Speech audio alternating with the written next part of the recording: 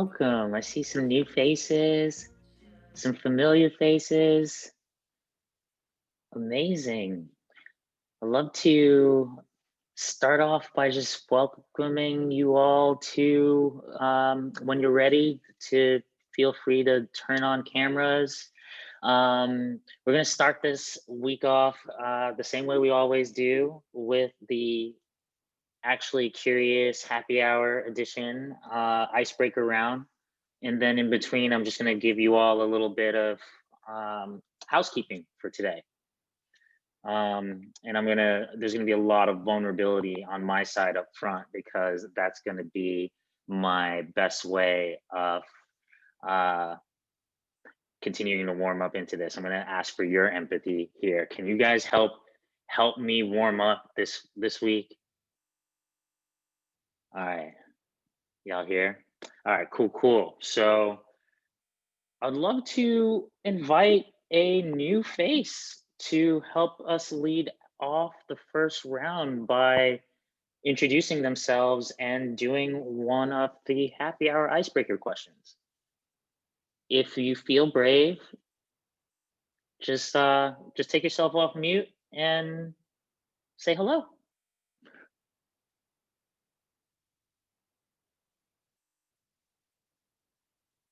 Or maybe a veteran wants to help model this. I can go on new. Hi. All right, Aaron, welcome, buddy. My name is Aaron Williamson. I'm joining from Minneapolis. Welcome from Minneapolis. Thanks. Minneapolis. I think I put too many syllables in that, didn't I? A few too many, but that's okay. You do you. All right, thank you. I appreciate that empathy right off the bat. All right, cool. So the way we do this, you've already introduced where you're calling in from. I basically will scan here, and you'll tell me when to stop, and then you'll get the first question. Stop. All right, cool. So your question is, describe your ideal home, type of dwelling, locations, amenities, the works. Wow. That's a deep I mean, one there's to lead probably many ideal homes I'd like to have, but I've always dreamt about like having a house on the East Coast, like in Maine, way up there, like down east. If you've ever been up to Maine, there's this weird, you actually go down, but you're still going east, so they call it down east.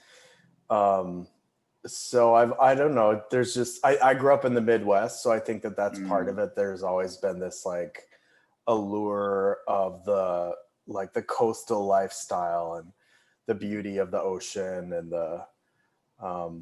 so definitely would have like really nice kitchen, cooking lots of seafood. Just kind of simple, nothing like huge, big windows, nice outdoor seating space, like definitely like a fire pit. Yeah, just something, with that kind of coastal vibe. I don't know, like I kind of like Ina Garten's house, like her Hamptons, a little bit of that vibe, but not too like bougie. Yeah, I don't know what else to say. That's great, man. That was amazing. That was brave. Way to lead it off with the bravery, brother. All right, cool. Well, I'm going to reciprocate and share that, well, one piece of housekeeping. We realized that the invite, there's going to be some confusion perhaps among the community here that shows up on the timing and the run of show here today. So what we have done here, people who've come to the previous events would have heard us say verbally that this was going to be a 3-hour festival. However, we realize there's been some places where that's communicated and some where that isn't. So what we're going to do is just make sure you're aware right now of what the run of show is going to be, how the day is broken up, so you can plan. This is our first time doing this, and we've really been leaning into this calling to share the gifts of empathy, but also juggling a lot of things and not always thinking through all of the details ahead of time. So, err on the side of sharing love. But the way the day will be broken up is this first hour is focused on digital wellness, which I think is really fitting, given that, you know, I'm having a few things fall through the cracks here. I've somehow been thrusted into a world of being a creator, a maker, an entrepreneur, a marketer, all at the same time, you know, a son, a partner. So in the holidays with COVID-19. So I think it's really fitting that we lead off. I feel my body getting warm. That's some of the that's one of my signals of anxiety. But it's, I think it's amazing that we get to lead off with Josh Zimmerman, Creator Coach, and Liana Pavane from TTYL, Talk to You Later, both experts in digital wellness, and getting some of their coaching on how I can maybe approach this a little differently going through the rest of the holiday season. And then we're going to go into an hour on inspiration. We're going to lead off with a brother that I met at a panel that I spoke on, and actually the first ever New York City socially distanced festival in real life. It was an interesting experiment, and I'm happy to have been a part of it and to have met Divine, who's just, you know, a lightning bolt of creativity and bravery and embracing fear vulnerably in front of you in the creation process. And I was blown away, and I couldn't wait to be able to have him meet the community, meet him, and him meet the community. And then we're going to have an old friend of mine who's trying out some new tricks, LA Markuson, and haiku poet, entrepreneur, and she's going to take us through Poetic Therapy. So that's going to be hour 2, inspiration, giving you some tools. We're going to do some exercises that have us all walking away with new tools, new inspiration, new ideas already written down on how we can share our love. And then we're going to close out in the third hour with, and how did I call this? Section? Let me pull up my notes here. Movement building boot camp. And so, you know, we start inward, then we talk about like an idea framework, and then we close out on what it really looks like to build a movement. And let's be playful with that. Let's bring that into creativity. What might that look like just in a artistic expression format, and using that as a framework for looking at movement, but also looking at this year of racial justice uprising, and the past year of Me Too, and all of the human rights blind spots that aren't being addressed in and around ableism and LGBTQ plus. So this last section is going to be about the marathon that this work really is. It's not just you know, kind of the thing of the moment, the trend. How do we frame our mindset and prepare ourselves to be resilient through the marathon? So that's the outlook of the day. We hope we'll see some of you, if not throughout all of it, throughout part. We will be posting this immediately after as well, so on YouTube. And actually, Megan Lee Joy, who's our video producer, Megan Lee Joy, say what's up so that the cameras go to your face. What's up? Yeah, there you go. Megan Lee Joy's been a key collaborator from the beginning of empathy workouts, and not even just that, like back in January when I first decided to go out and drive around the country showing this game, and we found each other on the internet, and she met me up in LA and came to one of the IRL events before we couldn't do them. And she's been a key supporter, and is actually the editor behind the videos for empathy workouts. And it's just, you know, again, this kind of like, you're seeing allyship in action here on micro levels, on macro levels, and we want to just continue to model that and invite you to join us, collaborate in some way. We'll you know, we'll talk it up, and I'm sure we'll walk away with like 25 ways that we can combine our gifts. All right, so wait, I got 4 more minutes. Let's do one more happy hour round before we head into our panel to kick this off. Anyone wanna, who's feeling brave? Yeah, what the heck? Danielle, okay, Hello. thank you. All right, so you know the rules. Yep. Stop.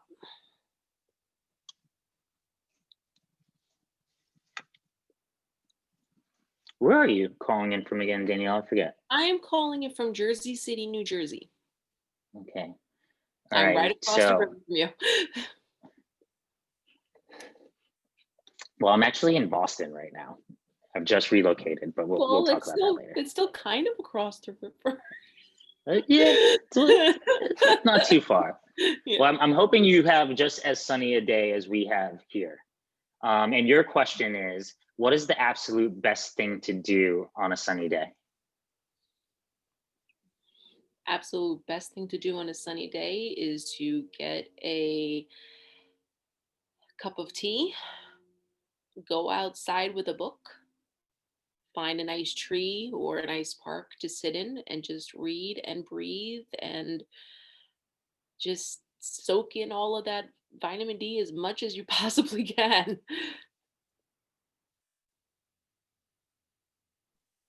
I love that. How many people can agree with that as an option for a sunny day?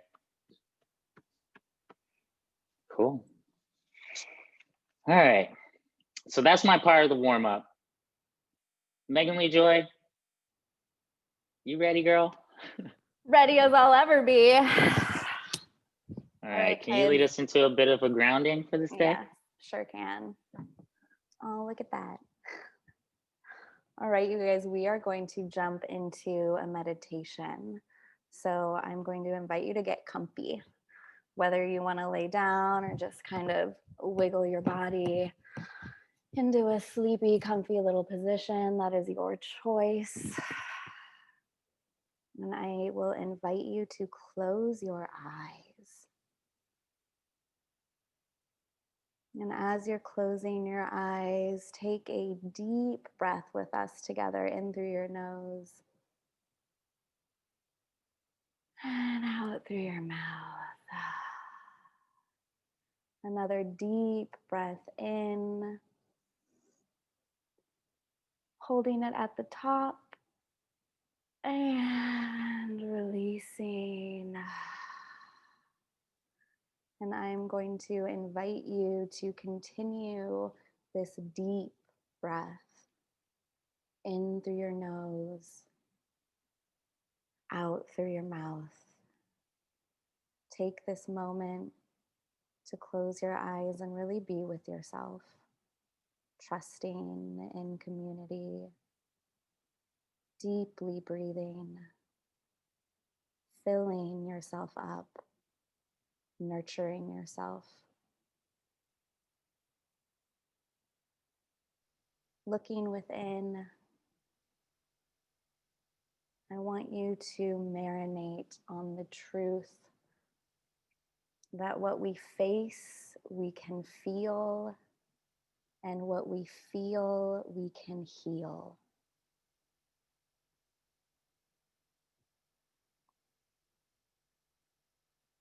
So consciously take this moment to step outside of this fear of what we don't have, this fear of what we're not doing, and step into the abundance of what you are creating. What does it feel like in your body?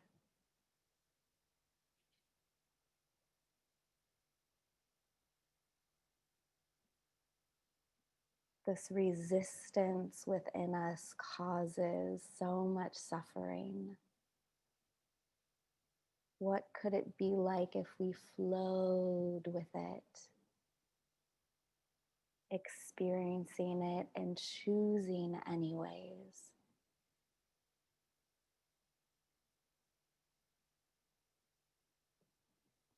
I am the result of what I have been practicing. What have you been practicing?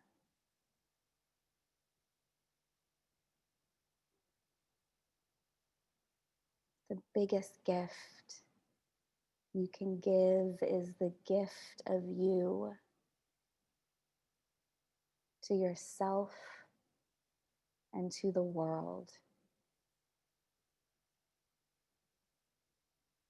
A brighter, more empathetic you. What does that even look like? What does it feel like to release all of the weight?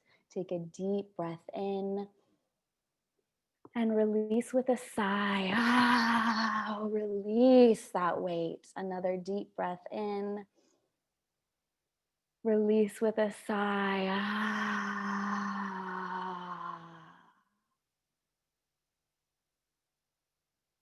Continuing your deep breathing.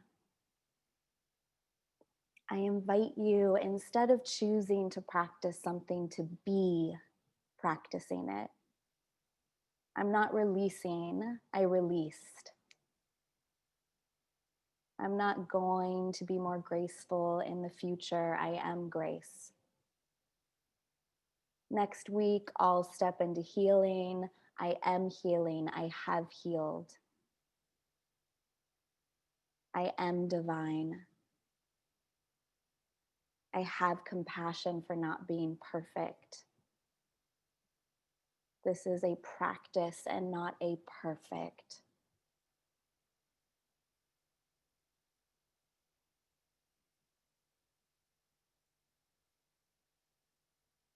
Feel into your heart space. Identify the sensations without any judgment. Hold possibility and presence.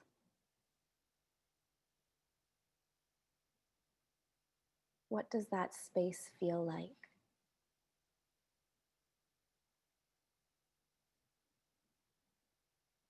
What could it look like?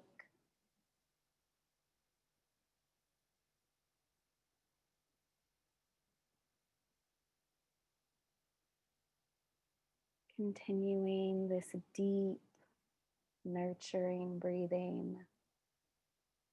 Each breath, a little hug to your insides.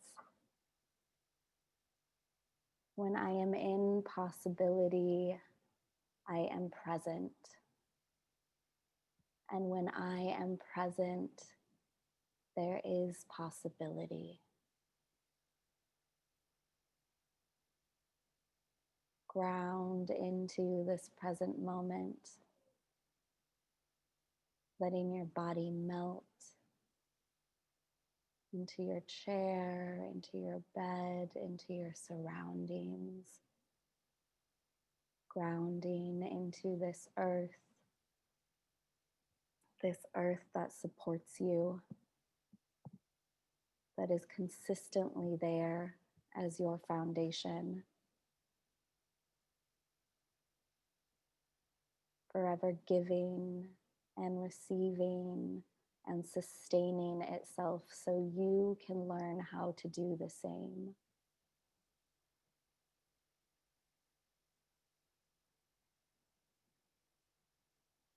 Send some love to the earth around you.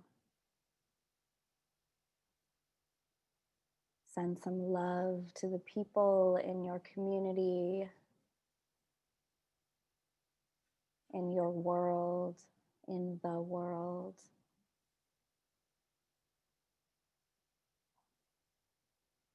And create your intention of giving the gift of you.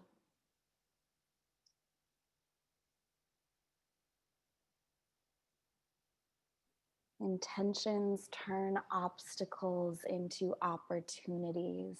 I intend to give the gift of me.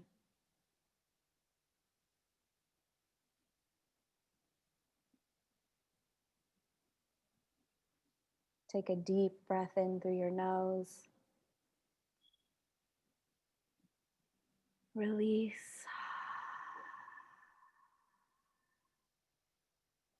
Deep breath in through your nose, filling up with love. And releasing gratitude into the space around you.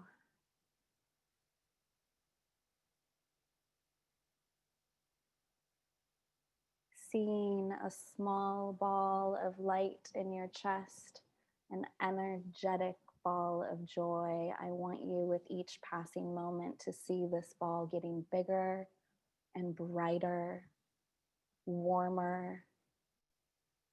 It is full of every joyful memory you have ever had. If you see a child laughing or being ridiculous, getting to go to Disneyland, getting your favorite dessert, getting that job, jumping up and down, releasing that joy into your body, into the world, electrifying yourself. The ball is getting bigger and bigger. You feel it shooting energy into your torso, up your neck, down your arms, down your legs. The smile within you grows with each passing moment. If you let it get bigger, let it get bigger. Tell your face to let it get bigger. Show that smile on your face. Each moment bigger, bigger, bigger. Laugh if you want to. Laughing is amazing. You are amazing. Let it shoot out of you into the room. You are shooting that joy into and through your body. You are sharing it with the entire fucking world right now. You get to create this. You get to show this. You are this. You are joy. You are a gift. Let that in. Let that out.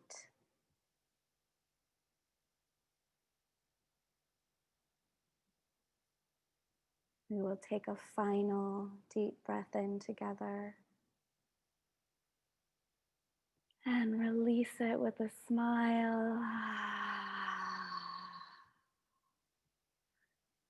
Wiggling your fingers and your toes and coming back to the space when you are ready.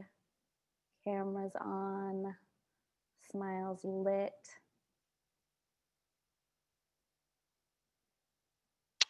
Thank you for co-creating that with me, you guys.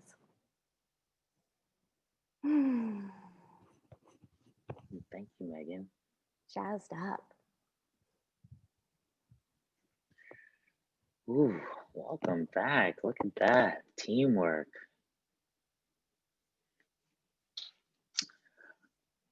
I feel ready. I think we should just dive right into this next section. Liana, Josh, are you ready to go? Ready. Okay, your mics are working. All right, welcome everyone to the digital resilience section of our day. I'm extremely excited to invite to the stage to share with me two friends, dear friends, Liana Pavane from TTYL and Josh Zimmerman, Creator Coach.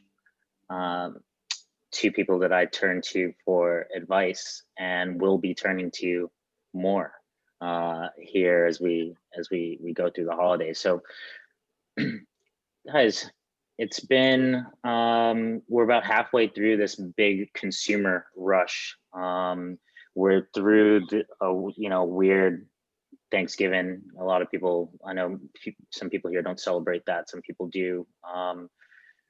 How does your behavior change at all over the holidays? Are you seeing change? What are you seeing here, and what are you advising people right now?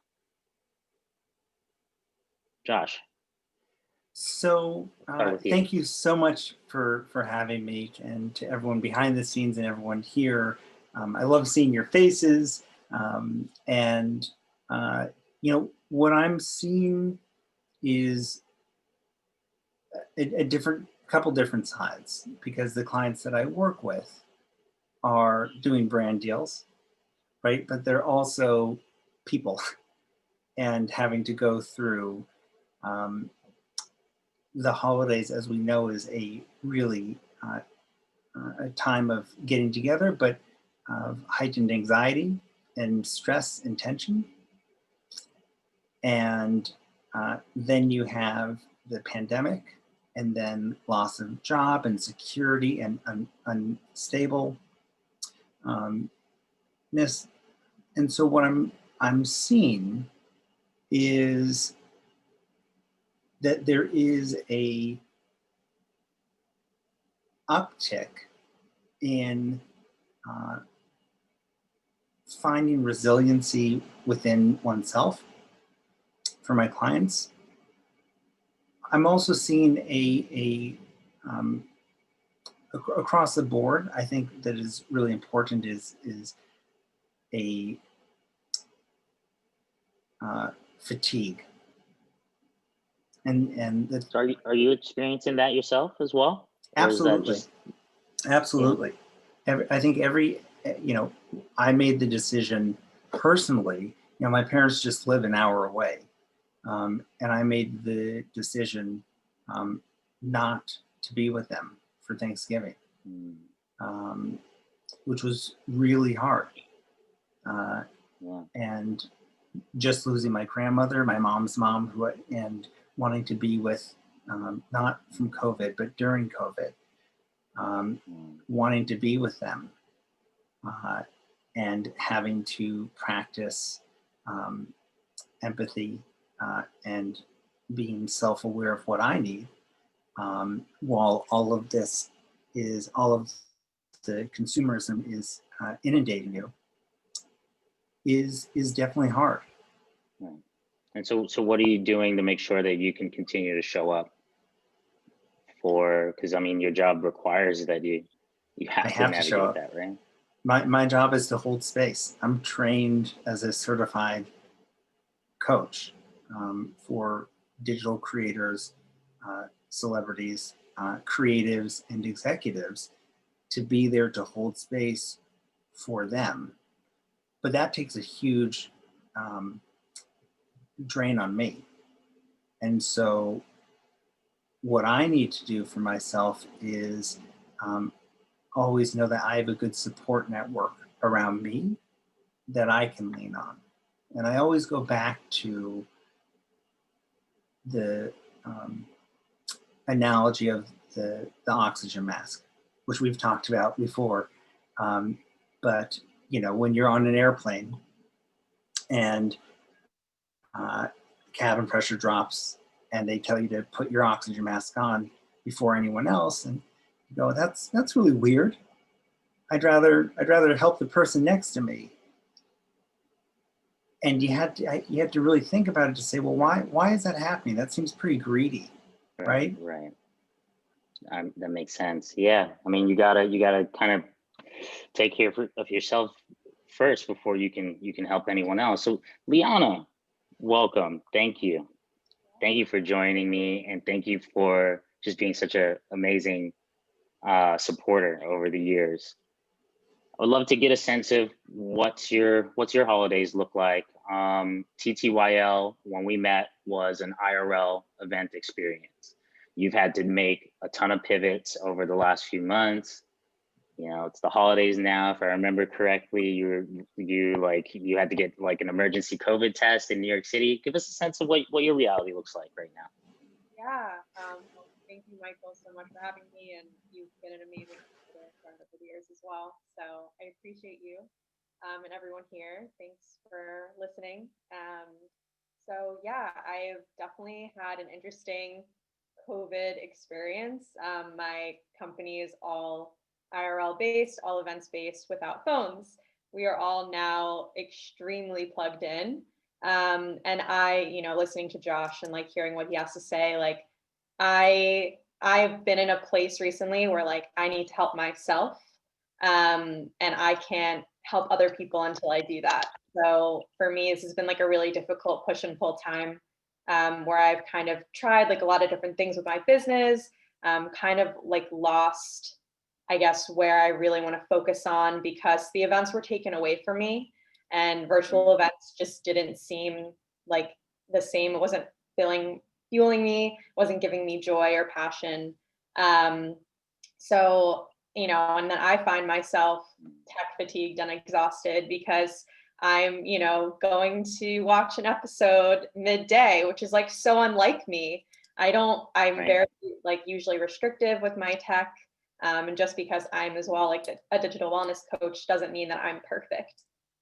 So I'm aware of the issues that I have currently. And it's been, you know, it's a struggle every day for me to pull away and like realize that I need space and I need time. And actually being with my family, yes, I did have to get an emergency COVID test. I was with my parents and my sister and her partner, but you know, it's funny when I'm with my family, I'm way more aware of my tech habits. So I find that I actually am very offline, like very just phone is in my room, you know, tucked away. I'm completely zoned in and connected to my family, and I want to be with them and spend that time together. And then when I'm with myself, and like I live alone now, so I can kind of do whatever I want and get away with it, which can be really bad. But I think the thing for me is like I'm always aware of it, and I think that's the most important thing. Right. So when you're with your family, does your intentional digital habits bleed over into their habits now, or are you kind of like the cop at the dinner table? I've kind of become the cop. My mom actually will often be like to my dad. My dad's really bad, and she'll be like, "Buddy, like TTYL," like all the time at dinner. It's really funny. But then she'll do it too. Like when I was living with them during very much like when COVID was at its peak, like over the summer, and I would be sitting there, like my phone wasn't with me. I would always leave my phone in the room. We had dinner, and the two of them would just like be on their phones at one point during the meal, and I was just like sitting there, like, okay, yep. Yeah. And then my mom would yell at my dad. I'm like, you're such a hypocrite. So yeah, it's pretty funny. So Danielle just sent a really good question in. What do intentional tech habits look like? But I want to just give one additional question. This is I'll ask you, Liana, first, and then Josh. But okay, so digital wellness coach. When did you decide you were going to become that? Do you draw a line between when you're coaching and when you're not? And then if you could close with like, I don't know, just like a couple quick tips. Sure, yeah. So I came up with my business right after I graduated from college. I fell victim to the addictions of tech, but I grew up in a very healthy tech household. So I was like not allowed to watch TV during the week or play video games or anything like that. My parents were very old school in that sense. And when I, you know, had my phone and social media was really blowing up in college, I really fell into the addictive habits of that, and was really curious as to what the other side looked like. And I did a lot of research and like came across this awesome community called the Center of Humane Technology. If you don't know them, you should check them out. And they're doing a lot of great work, especially with like security and data and all that kind of stuff and education. And that was really my first insight into this. Digital wellness wasn't even a term. And for those of you who don't know what it is, at least to me, it's how we use our technology and what we use it for, using it with intention, and kind of creating a healthy boundary and healthy space. I think for me, you really have to look at tech as a habit, look at your tech life relationship as any other habit in your life. So any other health habit, if you know, we have habits with food, we have habits with exercising, and we need to create habits with our phone and tech use as well. So for me, it's kind of like creating that balance in your life. And in terms of boundaries, I would say for me, I'm really big on setting boundaries in the morning and night, because I feel like those really set the tone for your whole day. The middle of the day kind of gets lost. You know, during the work week, it's lost to work. During weekends, you usually make plans with friends or family, or now like FaceTimes and things like that. So it's really important for me to have time to myself and only to myself in the morning at night. And I say that like a tech healthy day really starts the night before.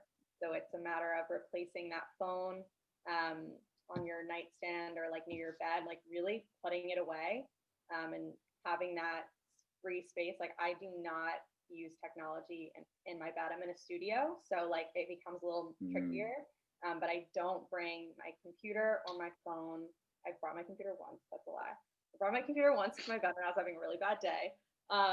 But other than that, I like seriously do not use technology in my bed. And then at night, similarly, like I will place it away at least an hour before I go to bed, so that I can read. In the morning, I wake up and journal. That's just like my routine and how I create intention throughout my day. I appreciate that.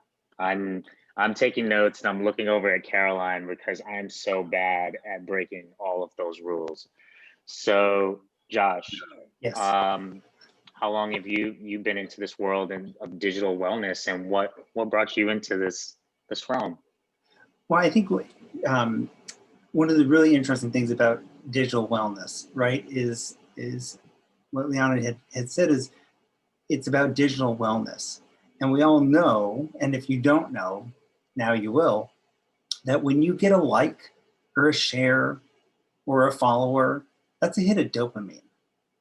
So when we're saying this is really addictive and putting it in the other room, etc., we're literally talking about dope, like a drug. And so this is highly addictive. For myself as a certified coach, I work with the creators who also fall victim to the same thing that you all do. And I think one of the things to realize is that it is an addiction. And this is something that can be broken, but also having the awareness and the mindfulness to know what is actually happening chemically will then help you become kinder to yourself, and having that constant reminder is really important for your health and wellness, especially during COVID. So Josh, on that topic of the dopamine hit, I mean, how do you become more aware of that? How do you become more aware of when you're not acting based on your desires to use this tool or use this technology, but rather on essentially neuroscience programming that is manipulating us into pursuing stimulus from this technology? Any tips?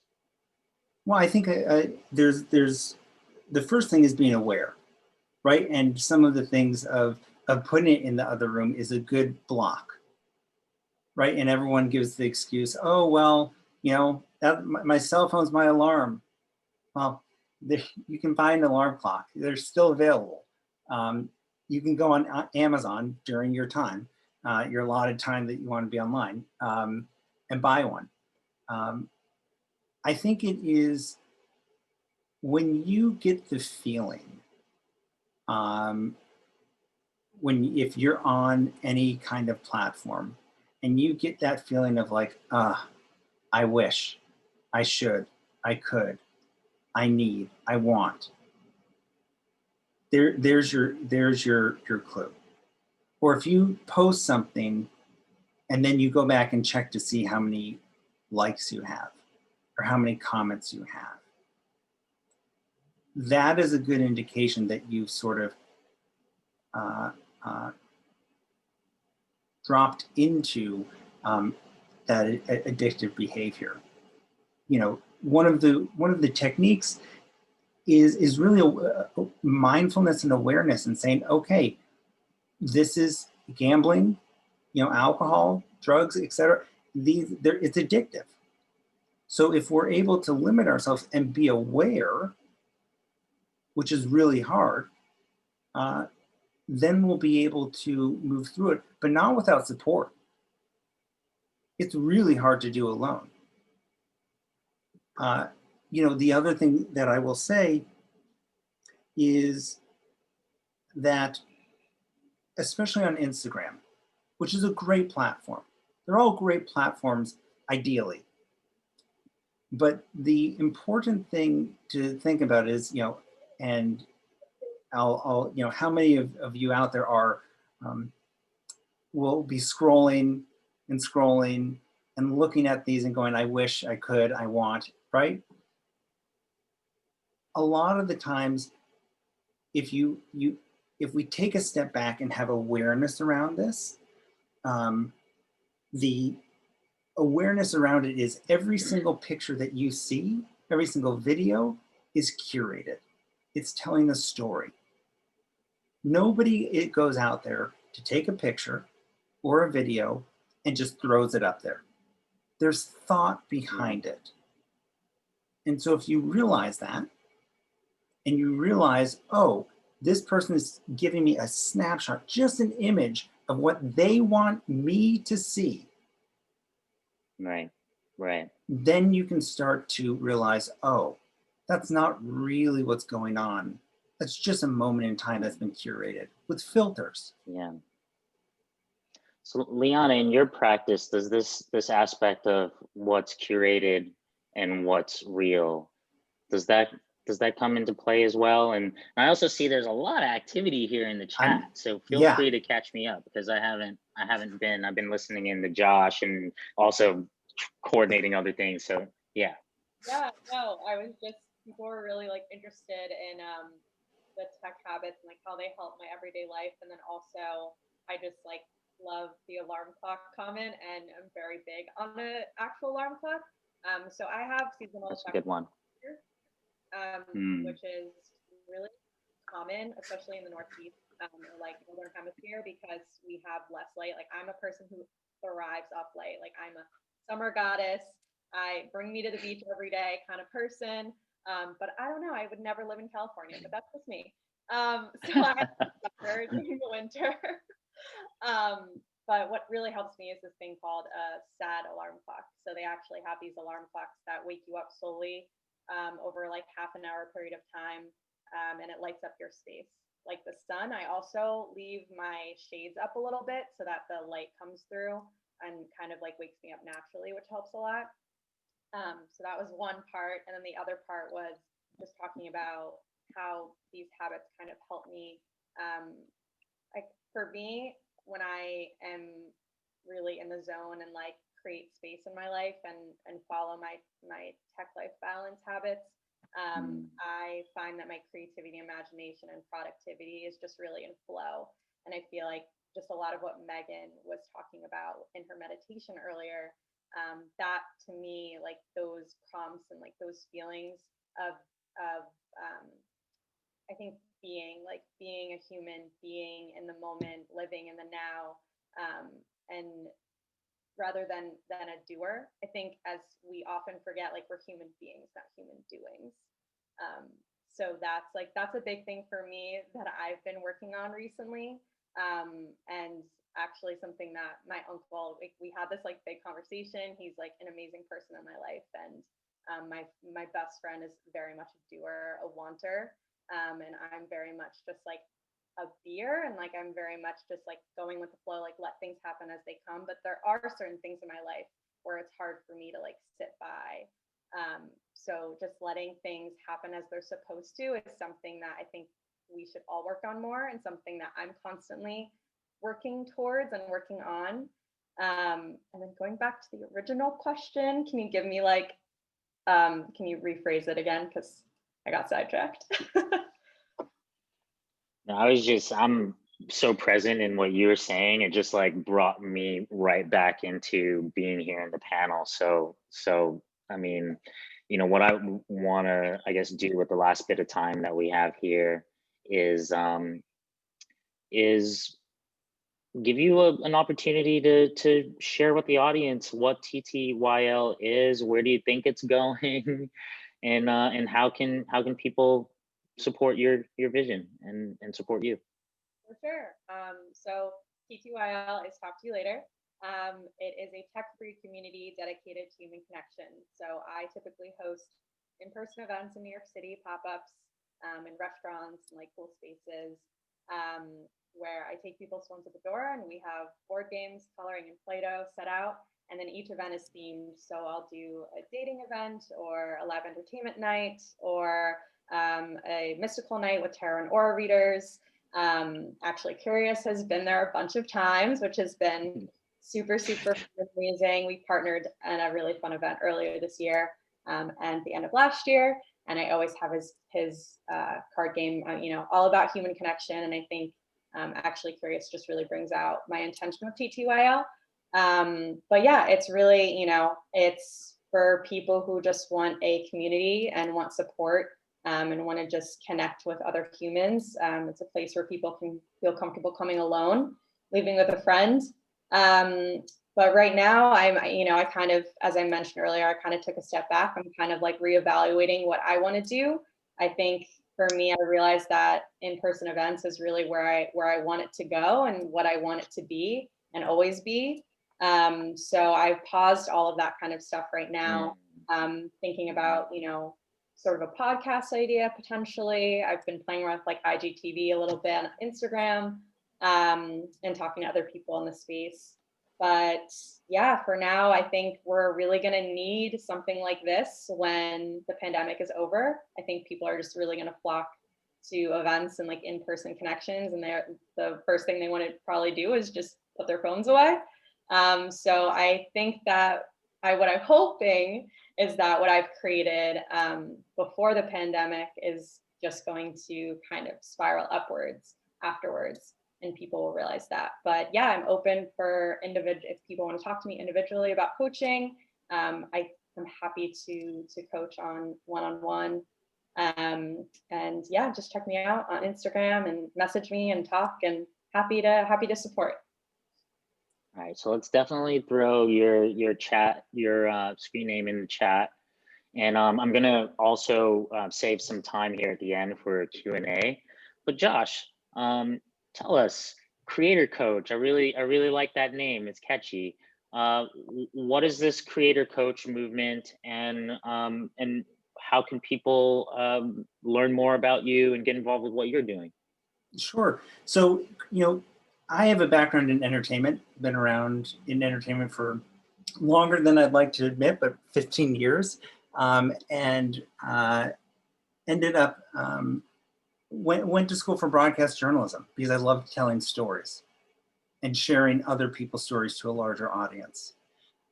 And through TV, it wasn't fulfilling in production, and I did rights and clearances. I became a manager of creators. And so I saw a lot of the inside making. And what I realized was that there was nobody there holding space for creators just for them, with no other, nothing else attached. And so I decided to put Jay-Z management on permanent hold. And I became the first ever life coach, certified to work with creators, creatives, and executives. And I consider everybody creative. And my job and goal is to help people move from point A to point B and figure out what's getting in the way. And once we figure out what's getting in the way, we don't go around it or over it or under it, we move through it. And we're always looking forward. We may look back a little bit, but we're always looking to the future. So a lot of what Creator Coach is about is helping people with whatever topic they need help with to advance their life forward. And my job is not to tell you what to do. My job is to help give you perspective and awareness and ask thought-provoking, powerful questions to help you get there and strengthen those muscles yourself. And so I do one-on-one coaching. I do group coaching. And it has always been through Zoom because that has been the best platform. But I would say that, you know, for the clients that I have right now, or anybody that is, you know, wondering, I would say that just if you have any questions, reach out. I'll always respond, and know that you have somebody and two people here to be there for support. And I would also, right now, where resilience is so hard, is I would want to challenge everybody to practice some JOMO, which is the joy of missing out instead of FOMO, right? So that putting that phone down, knowing that you are doing a great job, and then knowing that you're not alone is the big thing, and reaching out for support. I need that. I needed that, and I need that right now. So I just got the idea. I really want to collaborate with the two of you on like a short hit list of tips. If you're willing. I know that this is a lightning hot topic, y'all. If you didn't get a chance to look up Liana and Josh before this, I mean, I feel remiss for not mentioning up front, but Liana was just featured in Forbes for her work in digital wellness. Josh was just recently featured in the New York Times as you know, for his work as a creator coach. This topic is lightning hot, and it's obvious because even people like me who and many people here who try to be pretty conscious about our usage and about our behavior, we still miss out. So we need you. I'd love to invite the community to ask some questions. We have about 6 minutes here before we move into our next section of the day. So if you have a question you'd like to ask, you can just kind of take yourself off mute, say hello, introduce yourself, and then direct your question to either both or one of our speakers. I guess, hi everybody, I'm Erica. This is directed to both of you. Thank you so much for this. I also have a job where I hold space for others. Like, what are your signals to yourself that you need to have some boundaries? And maybe that's not an opportunity that you take, or, you know, you need to say no to this one. And how do you go about navigating that? Who do you want to go first? Okay. So I think it's, Erica, it's a great question. Knowing that I have to hold space, it's really important for me to take that oxygen mask and also know and really be grounded and have some warning signs, right? Those warning signs are not, you know, feeling tired, not really into it, not being empathetic, not looking at the clock on like when the session is going to end, which doesn't happen, but also realizing that that when there is a point where you start to feel that you are not loving what you're doing, you need to stop. And that fear of like, well, what if I don't? Take it and put it aside, because if you don't, it's not going to be helpful. So as soon as that you have that thing inside you that you're like, just stop, put your technology away, and just take a bath, meditate, take some time to recenter and ground, because a lot of the times we just keep going because it's out of fear. Hopefully that answered your question. Really, really helpful. Yeah, thank you.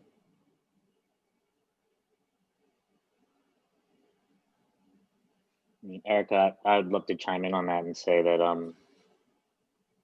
I'm just grateful right now to have a lot more awareness of what's going on in my body, and even to want to have the capacity and knowledge and tools to game plan ahead of time, and even give a sense of where my ability to take on is on a day-to-day basis in the morning, the way I've woken up. Even like today, I had to just come out and let y'all all know, like, oh man, I messed up a little bit and I'm just gonna need your support. And, you know, I know that that doesn't always work in the professional setting, but I do think even just having like the awareness up front and being able to give yourself that empathy up front, like this is what I'm gonna need, maybe cancel some meetings, create some space if you can, like whatever you can do to respond to your sense of where you're at for that day. Take it so that you don't have to take on more than you can if you can't avoid it. But of course, we have to have empathy for those moments we can't anticipate or prepare for. I would also just say that, think to yourself, if you say yes to something, what are you saying no to? If you say yes to one more meeting, well, what are you saying no to? Are you saying no to spending time with a partner? Are you saying no to spending time with yourself or animals or loved ones? And once you do that, you're going to start to see some it's going to be a lot easier to pick. But also those morning routines, cannot hammer it in enough.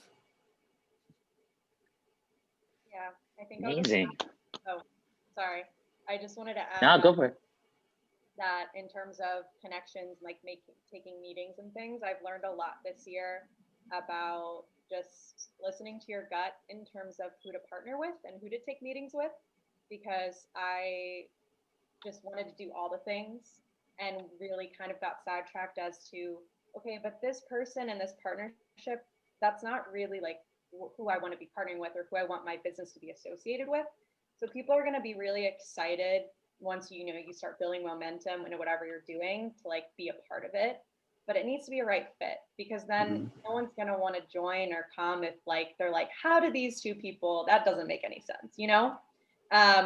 So that was a big learning experience too. I think I just got really excited about all the outreach I was receiving, but at the end of the day, being picky is actually the best, not only for your time, but also it will just take away all the extra time that you're gonna have to put into an event or into whatever it is, your partnership. That's not gonna end up being that great anyway. Amazing. Liana, Josh, thank you so much. Thank you for being the highlight of this digital resilience section of today. My oh pleasure. Man, I can't wait to continue the discussion with you all, and to hopefully find some ways to share some of your tools and tips to the community throughout the year. All right, so that leads us into what's a round of applause? All right, cool. All right, so let's move into part 2, the inspiration section of the day, growth and inspiration. I'm excited to invite a new homie. We met actually as panelists at an event in New York City.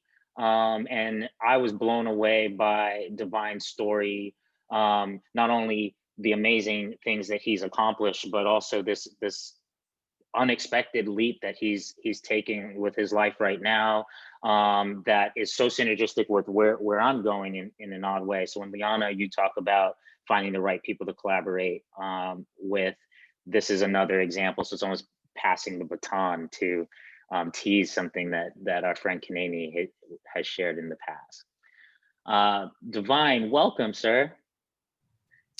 I'm so happy to be here. Thank you so much for having me. Thank you. Thank you. Where are you calling from? Calling in from? It looks like space.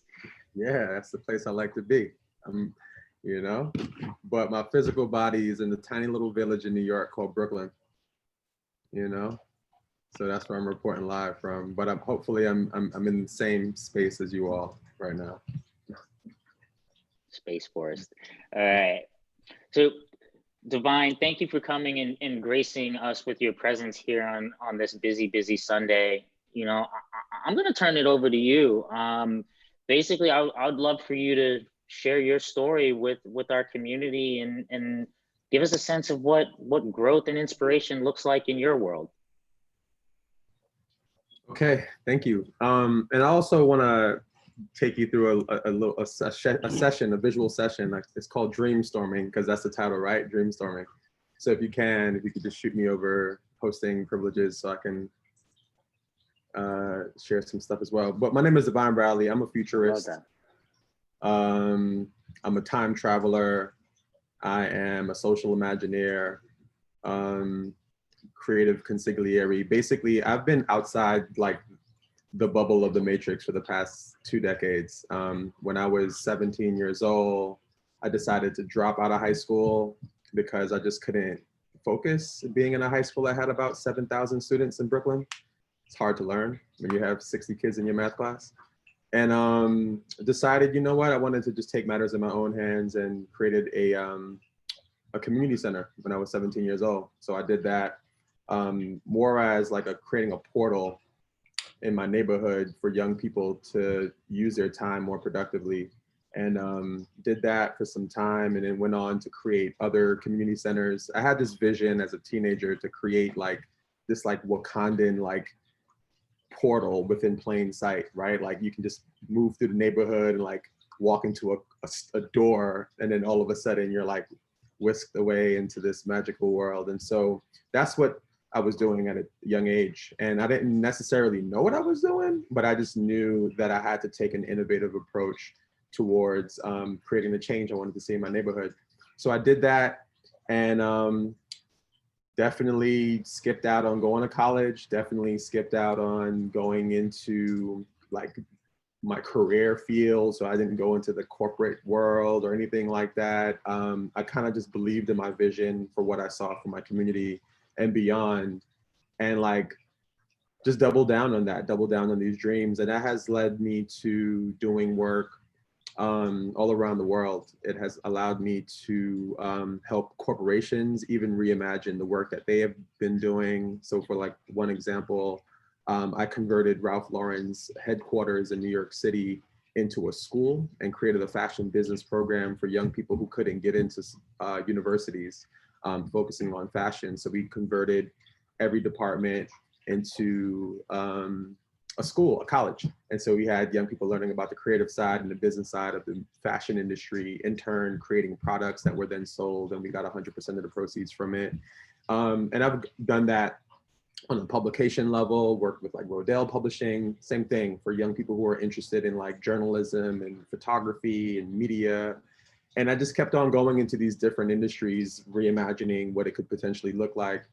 Eventually coming back full circle to the school industry, the education industry. So I've been able to help a nonprofit grow into one of the largest and fastest nonprofits in education for a good number of years.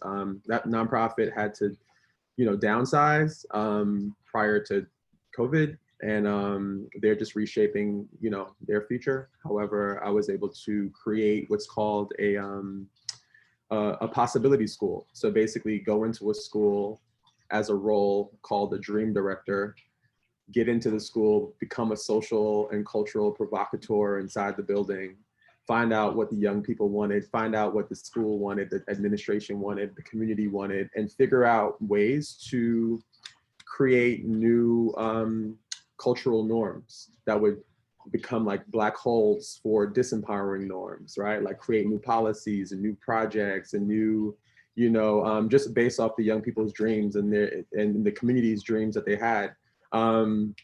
Going into it, I didn't really know what I was doing, but I just know how to do this thing. And, maybe if I had some formal training, with school, maybe I would have had like the perfect, words or terms to go with what it is I was actually doing, but I didn't have that. So I had to make up words. I had to come up with my own stuff. And when I look back, I think what I was doing was I was creating social theme parks, and I was creating new attractions inside these theme parks. And so here I am almost 20 years later, and I'm finally deciding to go to school. I'm deciding to go to, actually, I'm a professor and student at Bennington College in Vermont, where as a professor, I'm teaching a course called Spaceships. So it's your relationship to spaces. And as a student in my grad program, I'm focusing on creating worlds for tomorrow. And how do we reimagine the way we live, spaces where we live, how we learn, where we work, etc.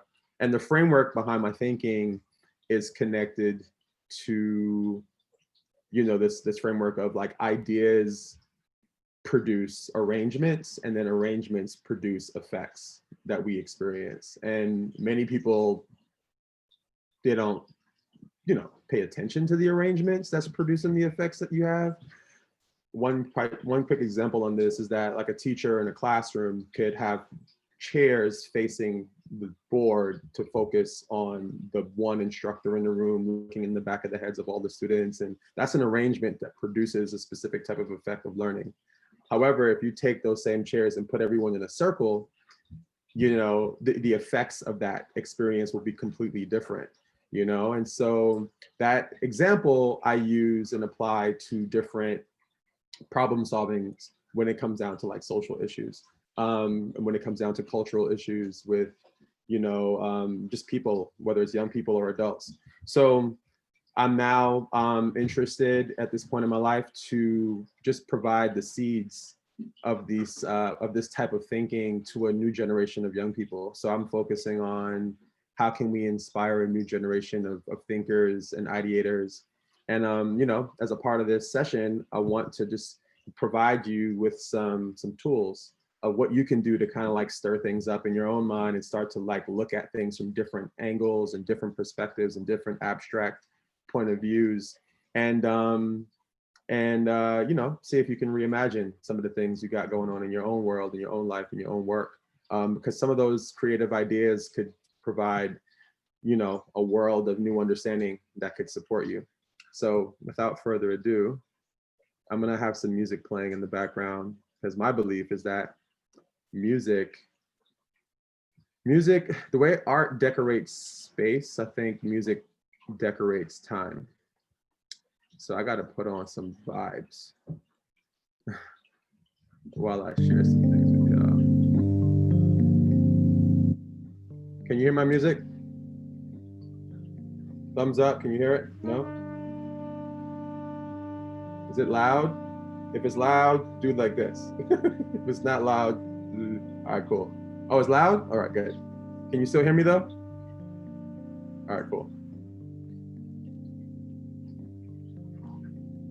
1 second. So just breathe. Take some deep breaths in. Focus on your breathing.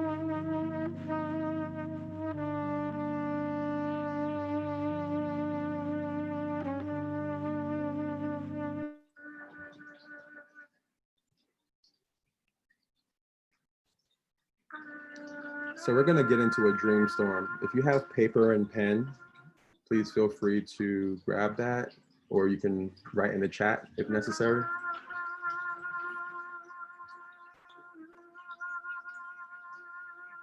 I'm a social imagineer and I'm a world builder. And right now, I'm gonna take you through an experience of world building.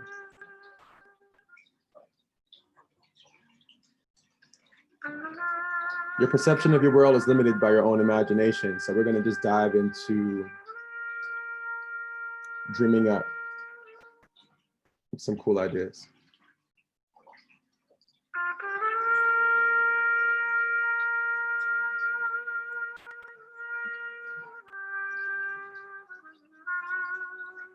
Just follow the prompts on the screen for the duration of this experience.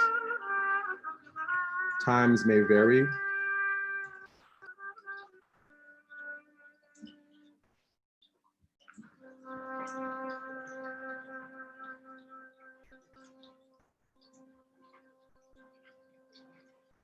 Feel free to just like flow, write it out. Don't overthink it. Just let it flow.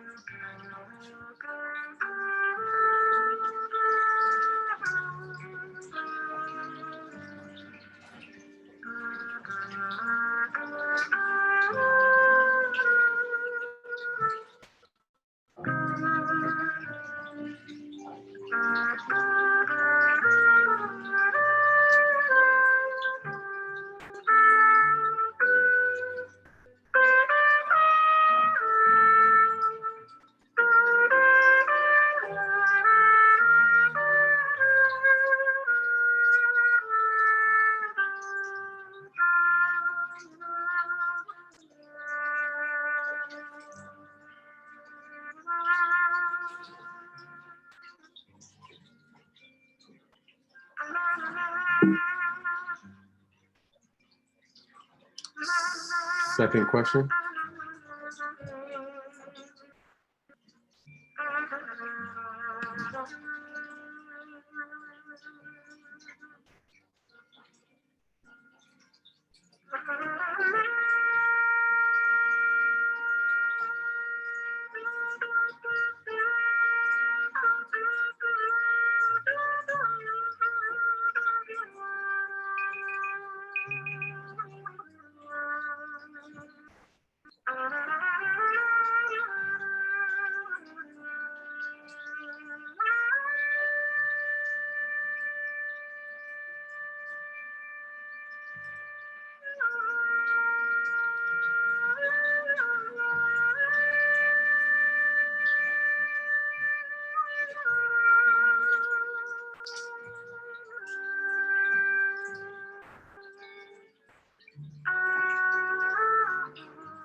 One more minute.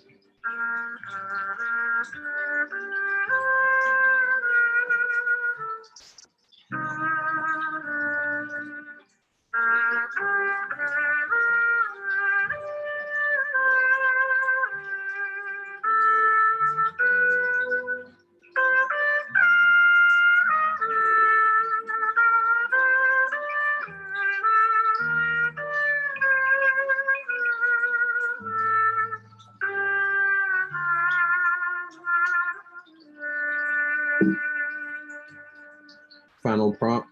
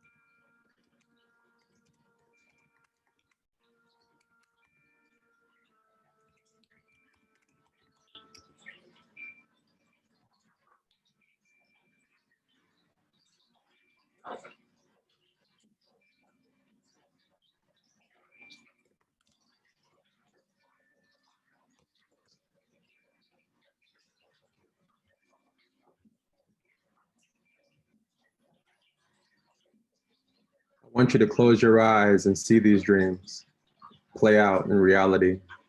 I want you to Let the music be the soundtrack to these ideas, and envision yourself inside of it. Mm.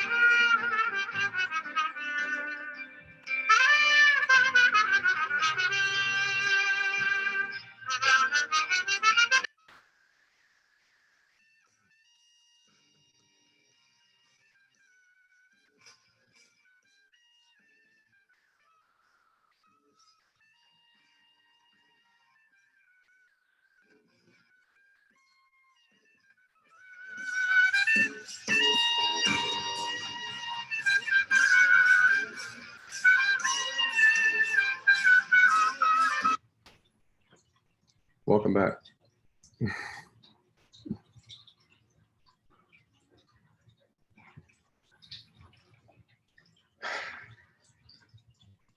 Just wanted to stop that. Just want to check in with you all. How was that experience? Is there anything that came up for you during that activity that you would like to share?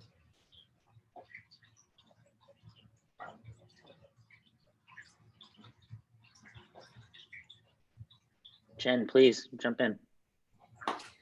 Well, to be honest, Divine, after going through this kind of experience that you were providing to us, such as free write and listening to the music as I went through the 3 prompts, as well as anyone else here, I just felt great. And I felt like hearing this music really makes me feel calm, and that reminds me of music therapy. So it makes me feel calm. Thank you for that feedback. Yeah, this song is Ibrahim Malouf. The song is Beirut. It's a musical experience. You know, if you can, check it out later on and meditate to it if necessary. But I use this song a lot to stir up my dreams and my ideas often. Divine, thank you for sharing that gift with us. You got it. Thank you for sharing your inspirational story. Thank you. Cool, I cannot wait to incorporate that into my practice.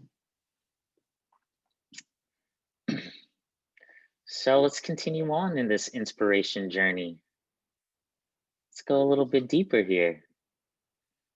I'd love to invite Miss Lisa Ann here to the stage. Lisa Ann Markuson is a dear friend and advisor, collaborator in many ways, a poet, an entrepreneur, all around badass.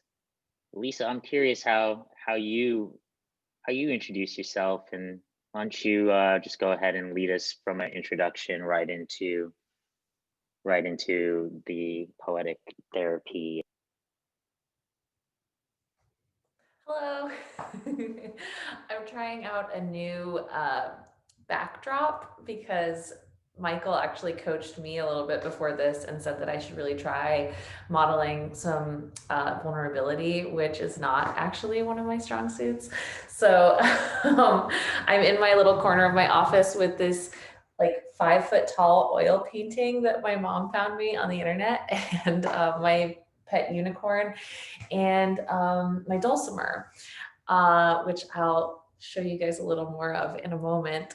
I'm Lisa Ann, LA, and my company is Arts Poetica, and we've already been talking a little bit about how things have shifted from your past life to your pandemic life. And so I won't spend too much time talking about what I did before COVID, but it's actually been like you all, a time for me to really look within and rediscover what really matters and find some new stuff.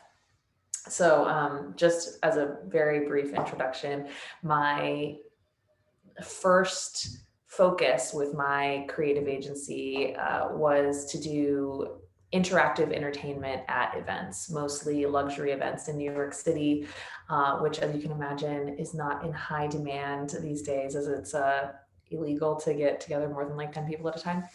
But that was a really beautiful time for me to explore what empathy really meant through creative entertainment and through actually bringing deeper connection into just like what would normally be a standard kind of superficial cocktail party or corporate holiday party or other types of events like that.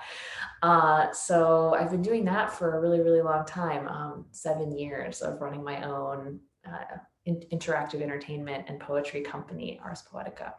But these days I do a lot more extended types of relationships with clients. And I've done everything from branding to copywriting to, my biggest client right now is I'm in Louisville, Kentucky, and I'm helping a radical food cooperative open in the city of Louisville. So one thing that I've been exploring since I moved here is this beautiful instrument. Is anyone familiar with this instrument by any chance? Feel free to shout it out in the chat or take yourself off mute if you want to take a guess as to what it is.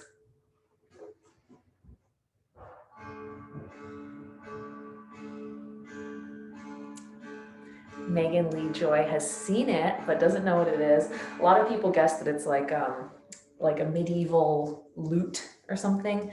Sounds like this. It is a drone instrument. It's kind of like a big ukulele in a way, but you see it actually has 4 strings that are in a kind of interesting like arrangement. This is an Appalachian dulcimer, which is the only stringed lute instrument of its kind that is native to North America. When kind of rapscallion Scottish, Irish immigrants came to Appalachia for the first time in the 1700s, they didn't really have the equipment and stuff that they needed to create things like fiddles and violins and stuff they were used to. And so there's this sort of like gray area period where no one really knew where it came from or who invented it or who first brought it into existence. But this beautiful instrument is an Appalachian native. And I'm so nervous. I've been taking this up. I don't play any other instruments, but let me just tilt this down so you can see it a little better. It's so beautiful. I've been playing with this, and I was gonna try to sing you a song that I've been working on, but it's just not ready yet. So I'm gonna just like ooh a couple bars for you. I see Megan clapping. I love you so much. And I would just say, if you want to kind of like ooh along with me, if you want to kind of just sing along, I've just been absolutely blown away by how much singing opens something up much more so for me than poetry. Poetry is like kind of more controlled for me, and it's just like, it's less vulnerable than singing is. So here I am modeling vulnerability and feel free to ooh along with me. I'll go like 2 times through this little 3-chord progression. So don't worry, this won't be like a 20-minute long concert.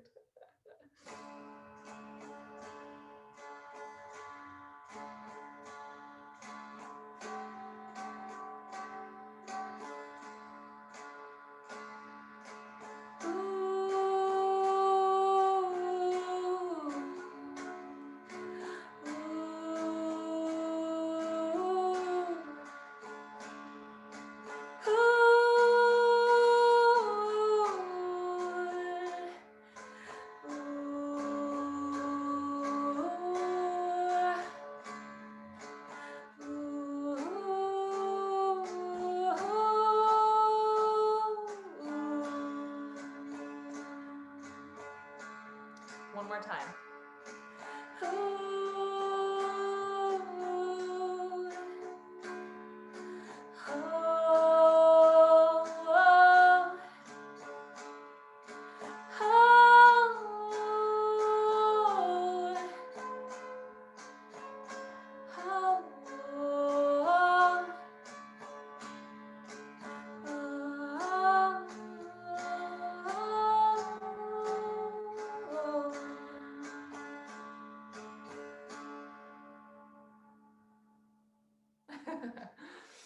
It feels really good to do that. Did anyone oh or ooh along with me? I hope so. I hope so. Okay. So now that you've maybe like opened up your, oh, humming is really good too. Nice vibrations. Thank you for saying that. Ooh. So again, my specialty is not actually singing, performing. It's poetry, interactive poetry. And I've been teaching a weekly therapeutic poetry class with a group called Society X. It's a free half an hour long, like feel your feelings, write your words moment. And we have a different theme each week. And since the theme for today is holiday resilience and empathy, I have a quick little about 20-minute long poetry workshop that we're going to get to dive into.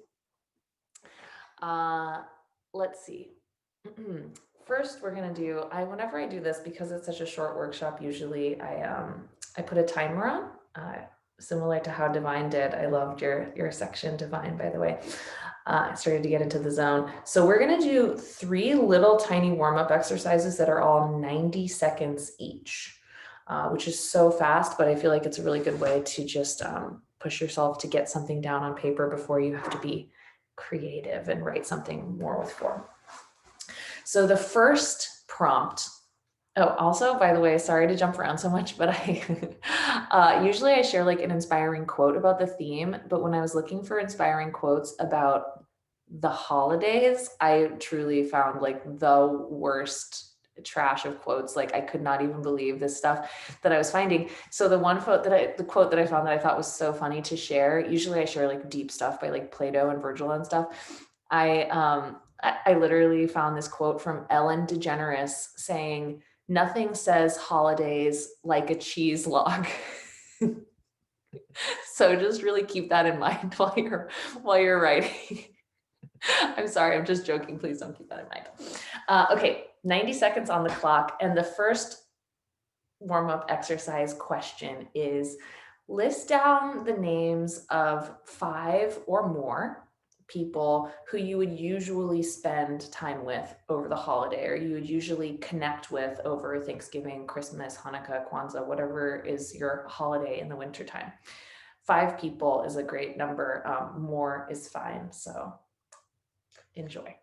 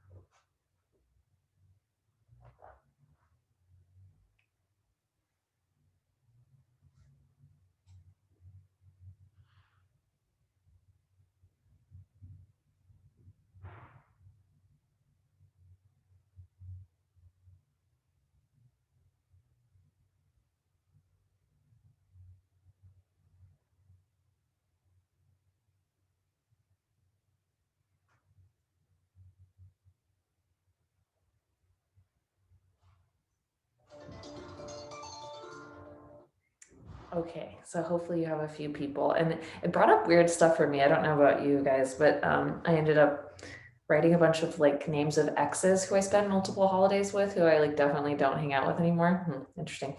Okay, so 90 seconds again. Next one is, and you can start to narrow these down. You don't have to do every single person you listed, but you can write a few words on each person that you want to, about how you feel toward them right now, what feelings you have about them, whether positive or negative. You don't have to share this. This is just for you.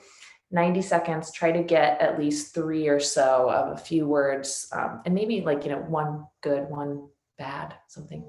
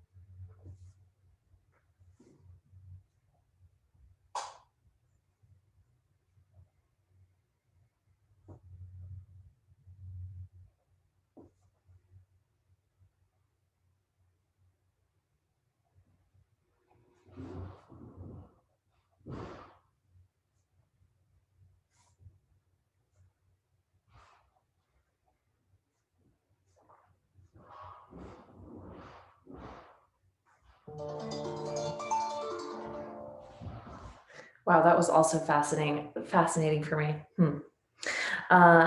Okay, I hope you guys are enjoying this as much as I am. Next one, last quick warm-up exercise is going to be another 90 seconds. And this is where you really get to stretch that empathy muscle. Now, instead of thinking how you feel about them or toward them, write a few words. And again, you can narrow this down as much as you want. Maybe you even just focus on one person at this point, but feel free to write about as many people as you want. How do you think they feel? How are they doing? What do you think they're feeling about the holidays, about right now, whether you're going to be able to see them or not? 90 seconds. How do they feel?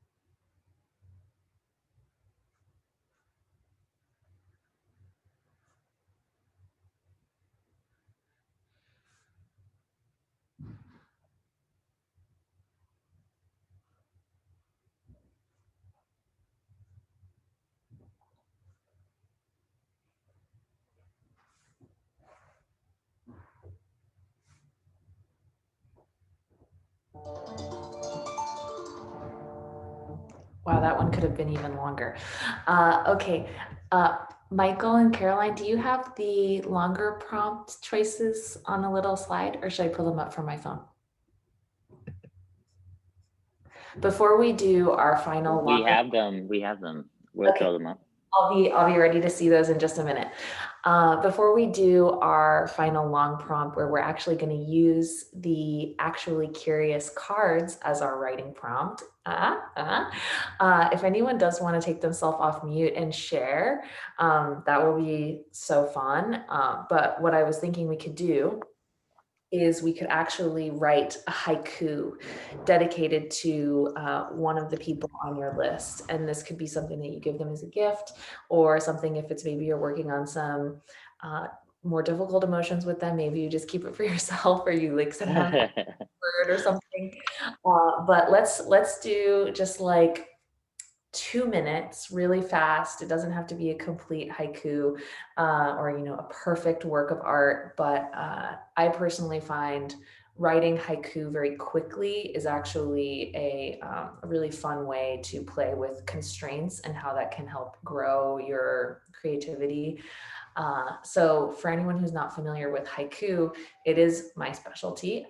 So it's a 17 syllable poem, and depending on if you follow different types of regional or traditional rules, you can choose to write your haiku on 3 lines and break the syllabic structure into 5 syllables, then 7 syllables, and then 5 syllables again.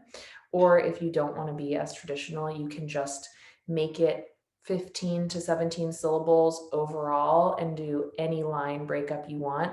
I do find though that in English language, 17 syllables broken down into 575 is actually really, really perfect. Japanese language is where haiku originated from. And in Japanese language, the syllables are much longer, actually. You count them in a different way. And so their haiku will end up being significantly shorter, but for English language, it works really well with 17 syllables. So you can choose one of the people, and you can use your notes, ideas, anything that you want, and see if you can come up with 17 syllables to encapsulate something about where your feelings and their feelings could meet in the middle. So 2 minutes, and then we can read each other our haiku before we do our longer prompt using the Actually Curious cards.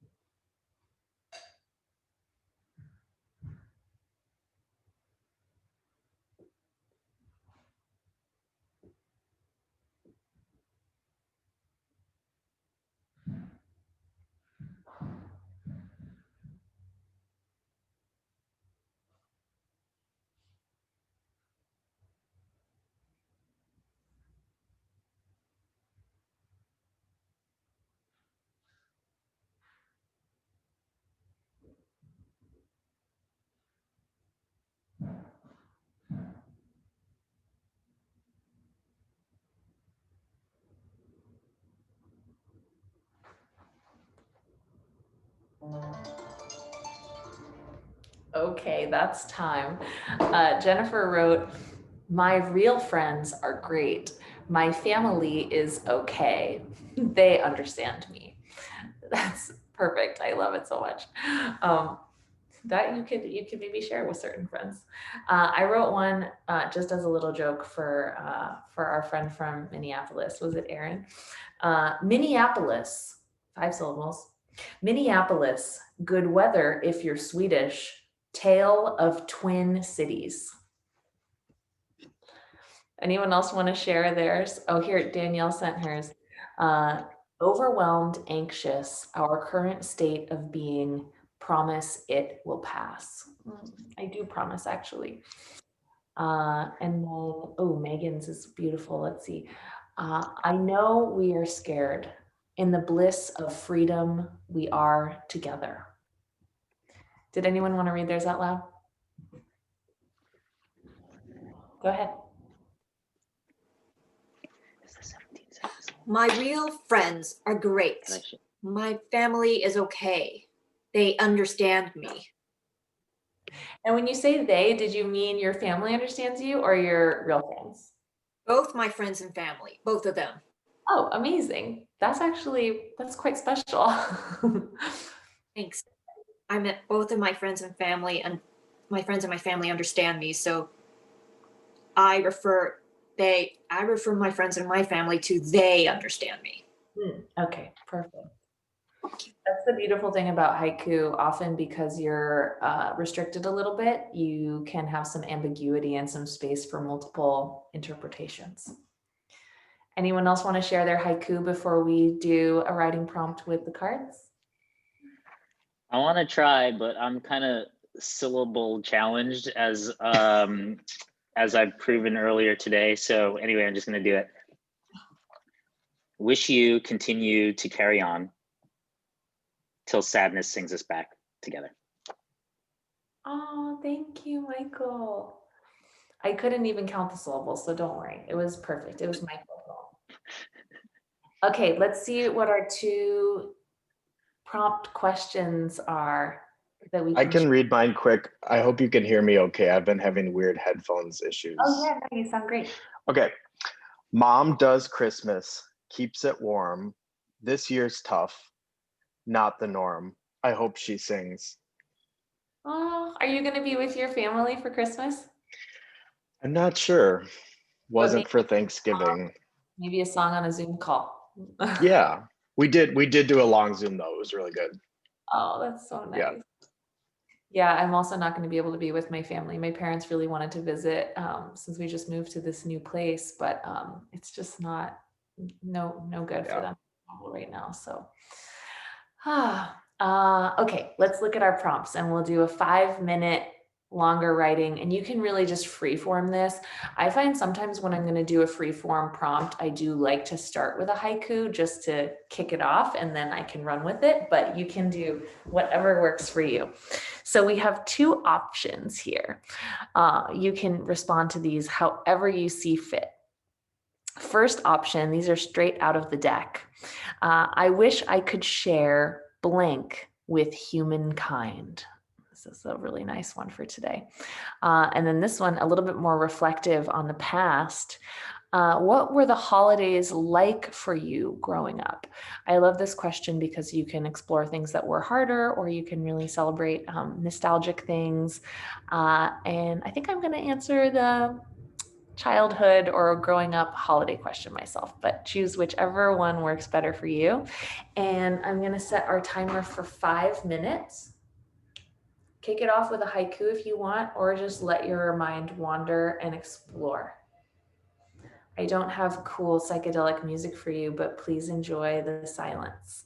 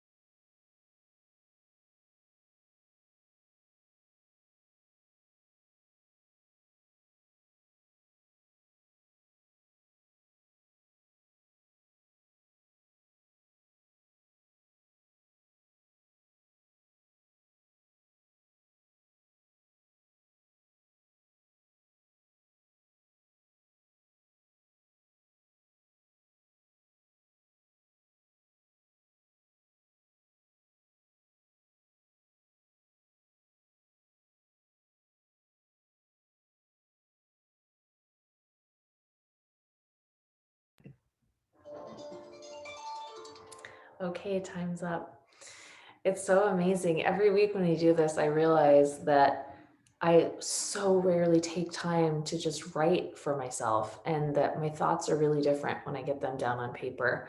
I found new memories, and I really stumbled across something that made me happy. I have a younger brother, and Christmas was like everything to him. And it was just the moment that he was like the most pure and most happy, and just such a ball of joy. And I was happy to remember that from our childhood. So a couple of people shared some lovely things. Jennifer shared, I wish I could share faith, empathy, humanity, and God's blessings with humankind. Honestly, I think after hearing and experiencing Megan's meditation, I think we can, I think you definitely can. Does anyone want to share anything that they wrote, anything that came up?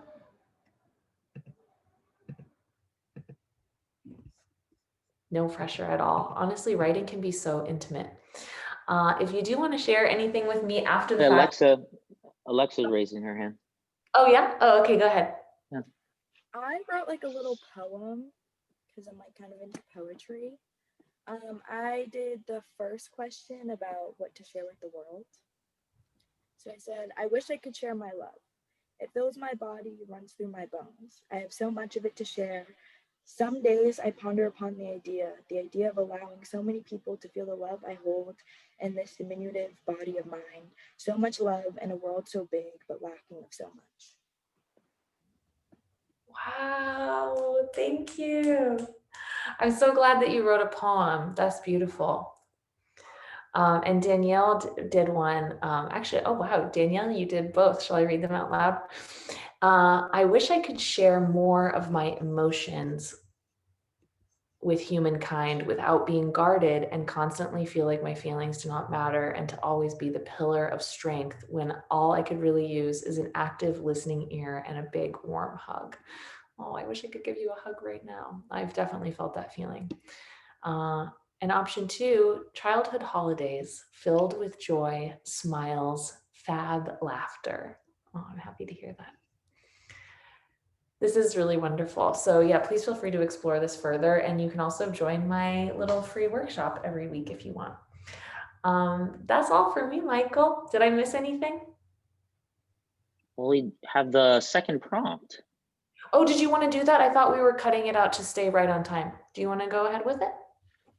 Yeah, we do. We're actually still, wait, I'm looking at the faces. I'm gonna have to text our next, make sure our next performer's here. So I'd love to go into the second. Oh, awesome. Yes. I hope you guys want to write some more. So here, I'll help you out a little bit. What we did with the second prompts is go up a level. So at this point, we've done a little bit of the happy hour. We've gotten a lot of inspirational storytelling from several of our speakers, and now we go in a level here. So Caroline, if you wouldn't mind pulling up the next questions, and then we can share them in the prompt in the chat. Awesome. I'm so glad we have time to do another one. This is really good, because the thing is, once you get started writing, it just gets better and better. The insights will really start to flow. And I did just share the link to my weekly class in the chat. So option 1 for our next little 5 minutes. What are you willing to fight for, and why? Option 2, what is something that triggers fear in you, and how does your body respond to fear? So either one of those, and they're written in the chat now for you. And I will put the timer on for another 5 minutes. If you like to play with form again, a haiku can be great, or trying out rhyming. Sometimes when I really need to get things flowing, I try out rhyming, and it really takes your thoughts in different directions. Enjoy.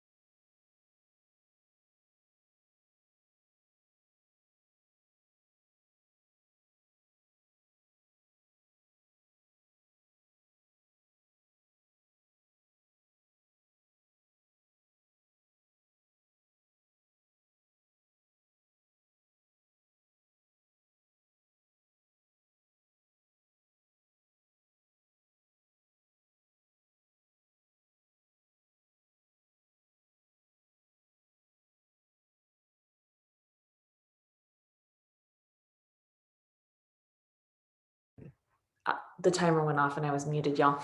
I chose the what will I fight for one, and I blew my mind. It took me like 90 seconds to even get a word on the page. And then it finally was just like, I highly recommend someone, if you didn't do that one, try that one as well in your own time. Let me share a couple of these awesome responses. And then anyone who wants to also share verbally, just feel free to chime in. I'm willing, this is from Jennifer Hahn. I'm willing to fight for my freedom, my voice, and my journeys. It is for the lessons I have learned in life that I will continue to cope with my fears, my anxieties, and my trauma. Absolutely, absolutely. It is for my own good, just for the future of my dreams. Michael did the fear triggering one. What triggers fear? Being underprepared and last minute twists. I want to continue to put myself in situations that force me to stumble and reflect on my stumbles with a gentle curiosity. What did I gain from this versus what did I lose? Absolutely, absolutely. Yeah, that was me playing the dulcimer in front of you all. Megan said, I'm willing to fight for unconditional love. Put 'em up, I say. I love that. I actually did something quite similar. I said, I will fight against greed that permeates systems. I will fight for love. For me to be able to think about this one, I had to start actually writing a list of things I have actually fought for. That was Jen. Jennifer, what's yours? Jen. You forgot this. Can I read something out loud from the chat? Yeah, sure.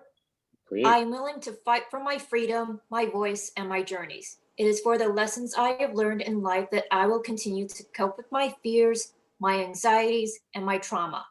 It is for my own good, just for the future of my dreams, for my own personal safety and protection, and for my voice to be heard and be part of the community that sheds light through positive vibes. Beautiful, thank you. Problem. Awesome. Does anyone else want to share before we move on to our next section? The next section being something else, not me on the screen anymore. Yeah, I'll jump in and share. This one's a little less neat. I shared the one in chat that was more neat, so I'm gonna try and throw it into something right now in the spirit of dealing with these twists. But yeah, I'm willing to fight for generations not needing to carry burdens that don't belong to them. Being born free of burden, because individuals do their work and are willing to share their gifts with vulnerability so that the future doesn't have to do that work on our behalf. Yeah, absolutely. It's been interesting. I don't know if anyone has felt like they've actually gotten closer with some people during the pandemic and during quarantine, but my parents and I have actually gotten so much closer and really started to share more vulnerability and more of these type of reflective moments. And I feel like I'm almost passing back to them some freeing of the burdens that they were brought up with. So hopefully that can also pass forward to descendants as well.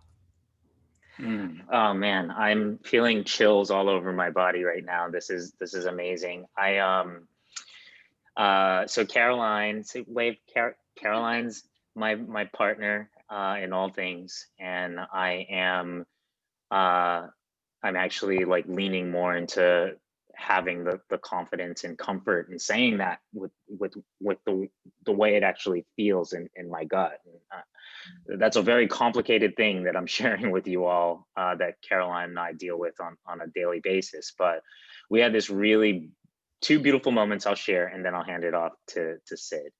One was when we went down to visit my parents. We had to cancel the trip to go visit them again for this holiday down in Florida. But when we were down there, my dad has this really toxic way of trying to show love through shame and through these little jabs. It's just something that, like, you grow up in a Jamaican household, maybe sometimes you get used to it, sometimes you get gobbled up. And like Caroline came running to me once being like, oh my God, your dad keeps doing this thing. And I was like, you just need to stand up to him. He actually likes you. That's why he's willing to do that. And they had this argument, and I just kind of like, I stood up for Caroline. I stood up for myself in it in a way that I never did with my dad. And today we were on the phone with him, and he called and he was like, he was just, how are you guys doing? Tell me about the new apartment. He's like, just no negativity. It was just something that like literally I cried a little bit out of joy, just because I never really would have imagined that these experiences with him in particular would be happening, where he's arriving at these own maintaining boundaries in our relationships without being told in a way that's remarkable. And then the last thing I'll share, and then I'll hand it off to Sid, is you know, one of the reasons why I wanted to have Sid come and speak and lead us into this movement building section is because we share this bond around our Caribbean roots and our complicated relationships with our fathers. And we were having a talk, just actually like maybe doing a little bit of a brainstorm for this, just like something light, fluid. And Sid was just like, just going the way that I'm sure you guys are about to experience. And the whole time I just sat there sobbing, because I had never heard a woman, a Caribbean woman, expressing these common traumas that Caribbean men can sometimes relate to with one another, even though we're not even, you know, this is new, even being able to discuss it in the open, and that I'm being able to discuss with my father. But then to have this experience where Sid, a woman, and I'm probably not doing this justice, but had very much her own version of the very same things. And it made me see woman in a different way, to have my pain reflected in this beautiful, powerful soul. So anyway, I'm really moved by the opportunity we have here to continue to help each other in our own mysterious ways on this journey of healing. And with that, I would love to invite Sid up for a talk that I asked her to give on the topic of movement building, figuratively and literally. So let's see what she does with that. Thank you, Sid. Welcome. Hi, everyone. Hello. Happy Sunday. Today I'm here. I've been thinking about this for days on end right now. And when I was thinking about the movement portion of, I guess, what I wanted to share, I kind of got into a conversation with a friend about how movement is alchemical and how sound and words are also alchemical. And, you know, kind of speaking and touching upon our Caribbean roots, what I really wanted to do today was kind of touch base with our bodies in the like form of freedom, essentially. I'm just going to share a song with you guys, and I ultimately want you to listen to the words of the song. I wrote the song with a friend of mine, and its meaning has become so powerful to me, especially with what we're all going through this year, essentially. The words of the song is just so powerful to me because it reminds me, you know, life isn't a constant, it's constant change. And it's always kind of that idea of always moving forward and keeping in motion. So I guess the way I want you all to participate, if you will, with me, and if you are so kind of sharing your energy in this way, is just find a place in your home right now where you feel like you can move, you can stretch, and just, or even if you want to sit where you are, even if you want to stay where you are, let your body feel the sounds and the song and the music and everything all encompassing, because it really is for you and it's just here to tap in. The song I'm going to share, it's called Zenith. I'm going to sing it for you guys while it's playing, and we're just going to jam around because I'm about to move my chair out the way. The song is actually very fun, so. It's my moment. All right, here you go. Does that sound okay?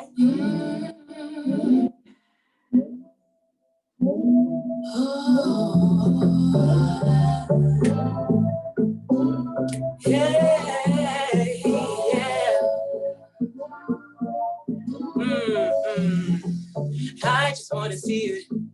If we hit the ground, would you stick around? I think I finally believe it. Would you hold me down? I refuse to drown.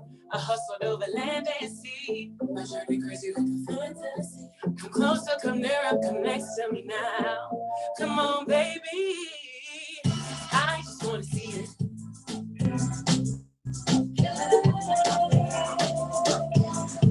Sometimes you just gotta go. I just want to see it. Hey.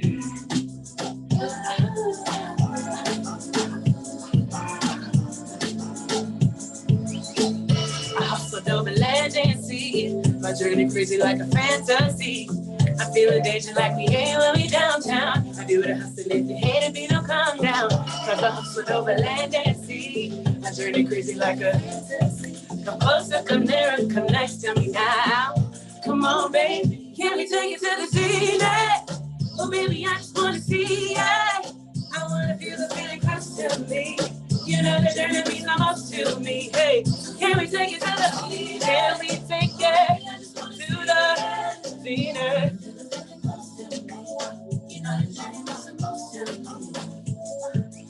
When you need an answer, babe, will you become a call? When you see me slipping, can you save me from a fall?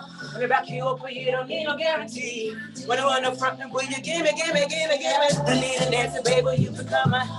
When you see me slipping, can you save me from a fall? When you're back, you up, but you don't need no guarantee.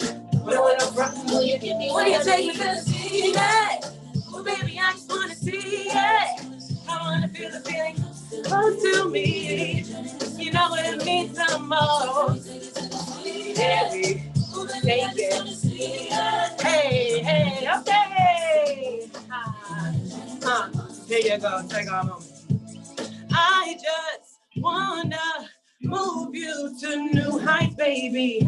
Hey, I can take you there. I wanna see you do this for me. All right, we got a little breakdown. You better break it down. Got to break it down. I wanna see you. 1, 2, 3, here we go.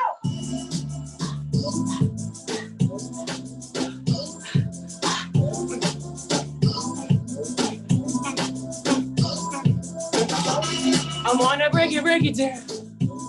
I wanna break it down. I wanna break it down. Can we take it to the city? Oh, baby, I just wanna see it. I wanna feel the feeling close to me. You know the journey means the most to me. Can we take it to the city? Oh, baby, I just wanna. Yeah.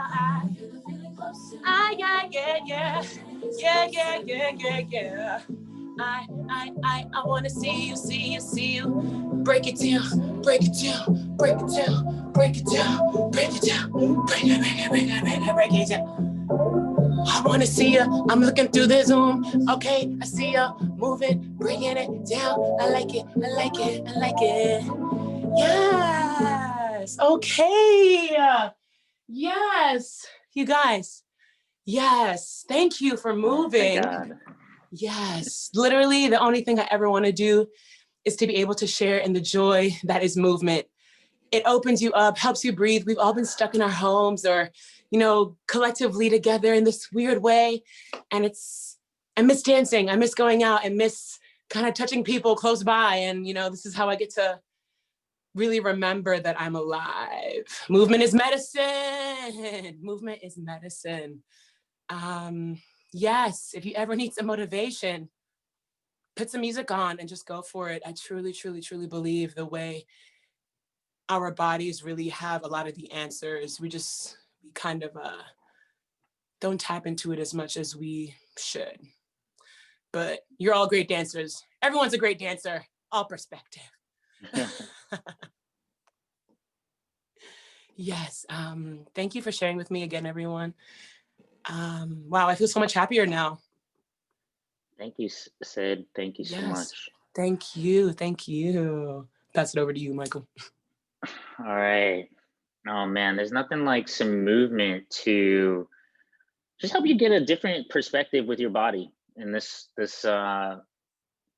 relationship. I feel like we've gone through 3 different stages of the day, and that movement portion really got me activated for this next portion and the last portion, which is really us bringing our all, like Sid just did here on her little stage in her room for us on Zoom. Which, you know, thank you so much for bringing that energy to us here and sharing that with us here.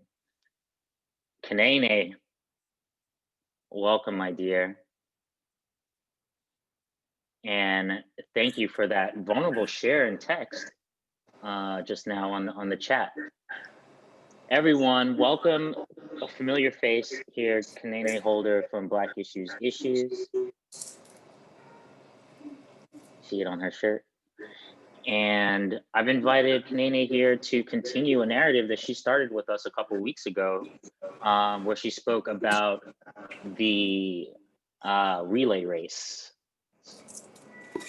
the racial justice relay race, and passing that baton. That was the intention you left us with.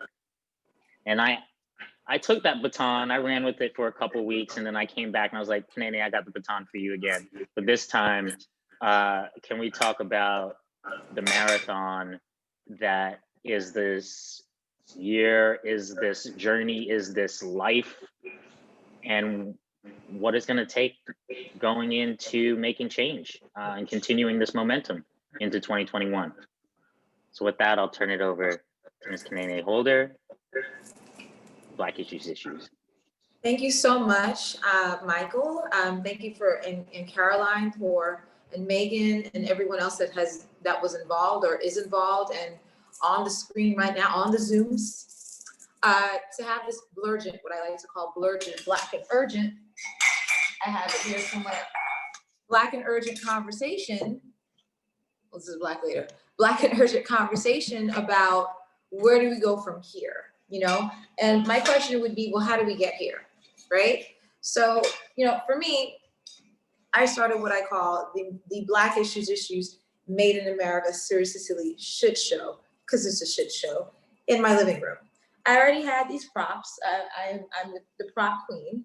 And I was like, okay, wow, like it's the springtime, like yay, like we're about to have like a lot of sun, woo, you know, awesome, right? But oh my God, all these experts keep talking about coronavirus and what the stats are and how many people are dying. And I was like, oh, okay, well, you know, they should shut down the economy. They should just shut it down, right? They should shut it down. Like, what's more important? Like jobs or, you know, remember they were like, you know, did you ask your grandparents if they wanted to shut down the economy? Remember all of that, right? And the cure can't be worse than the cause. Remember that, all of that? Because again, you know, they want to make money. You know what I'm saying? They just want to make money. So they kept the stores open. They kept the airlines flying, right?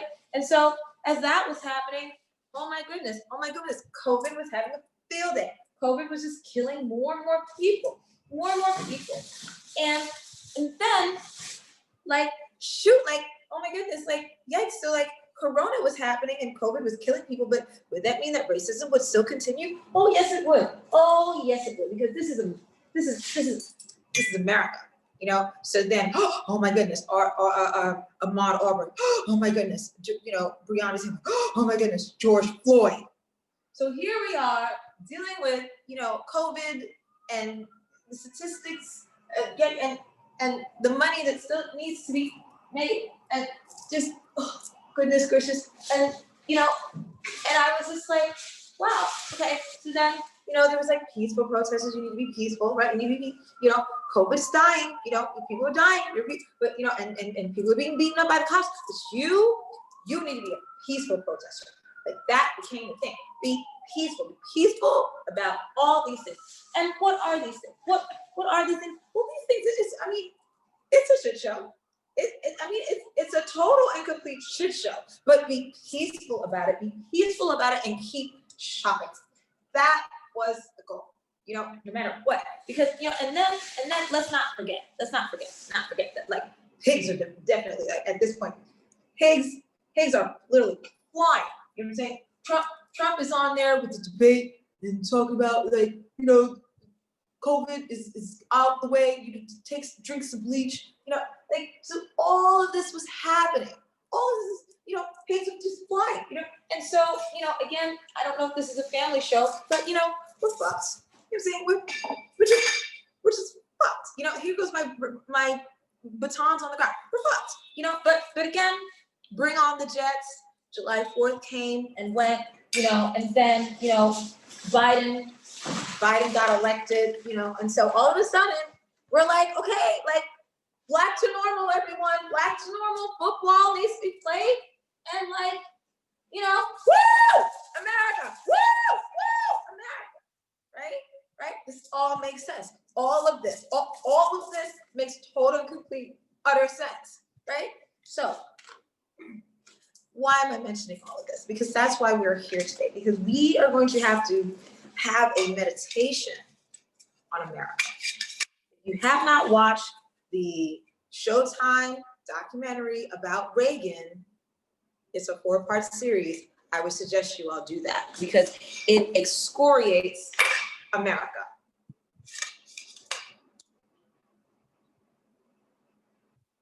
Yes, it is fantastically overwhelming. So until we reckon with our love of money, our love of materialism, and our love of the narrative of America being number one, and America does no wrong, we're going to continue. At this point, the chickens are coming home to roost. You're seeing it in real time. You're seeing the level of emphasis on making money, people over profit, literally over people. You're seeing it happen literally in real time. Black people have been telling you this for hundreds of years. The indigenous population has been saying this for hundreds of years. If you want to sit there and talk about climate change and proponents for climate change and how to treat the environment, the indigenous population has been saying this for years. So you could not listen to the Native Americans, you could not listen to the Blacks, but at some point, COVID has provided this reckoning, not just racial, but just all over reckoning that I think we're still missing because we're still Black Fridaying, we're still watching football, we're still gorging ourselves on food. So at some point, we're gonna really have to think about cost-benefit analysis. And how much are we willing to lose? And how much are we willing to gain because of our blind allegiance to this country? So I'm Kanane Holder. Like, I was not gonna laugh because I'm serious. I'm serious. What am I serious about? I'm serious about knocking out racism. Boom! Right? Because again, America, we love the underdog, except for when the underdog is Black. We love an underdog, except for when the underdog is a person of color. We love the underdog, right? Until that underdog actually reflects the level of oppression that made them the underdog. America always has to be the hero. But again, we're dying. At this point, we're dying because of our love of America. And so my goal is to start a seriously silly movement because I am as serious, you can laugh, I'm as serious as I am silly about this racial reckoning to knock out racism. Because until we have honest, raw conversations about whiteness and how it is killing all of us, including white women who don't make as much money as white men, right? So everyone is losing because of our blind allegiance to whiteness. They're losing money, they're losing jobs, they're losing lives, and it's not just a Black thing. White people are losing too. So until we form this coalition of white women, where's the other one? I have another one here. I love your patience. I can't find it, I think you understand why. Until I have a rainbow poop emoji, but it's just me. But imagine there's a rainbow poop emoji. until we have a coalition, right, of people willing to collectively leverage all of the pain, all of the oppression, and all of the potential that can never be actual because of the oppression of whiteness, we're going to continue to lose. And we're going to lose, and we're going to drop the baton, and it's going to, right? I can come up with more metaphors, I can find more props, but I think my message is pretty clear. I think so. So, so then I kept thinking, and I had more props. So then, don't ask, okay? Just don't, just bear with me here, okay? And so no pillows and no dolls were harmed in the production and or performance today or ever. So then Nancy Pelosi famously she took a knee with kente cloth, I guess after George Floyd. I said, oh, okay. So then I created the ally, the ally.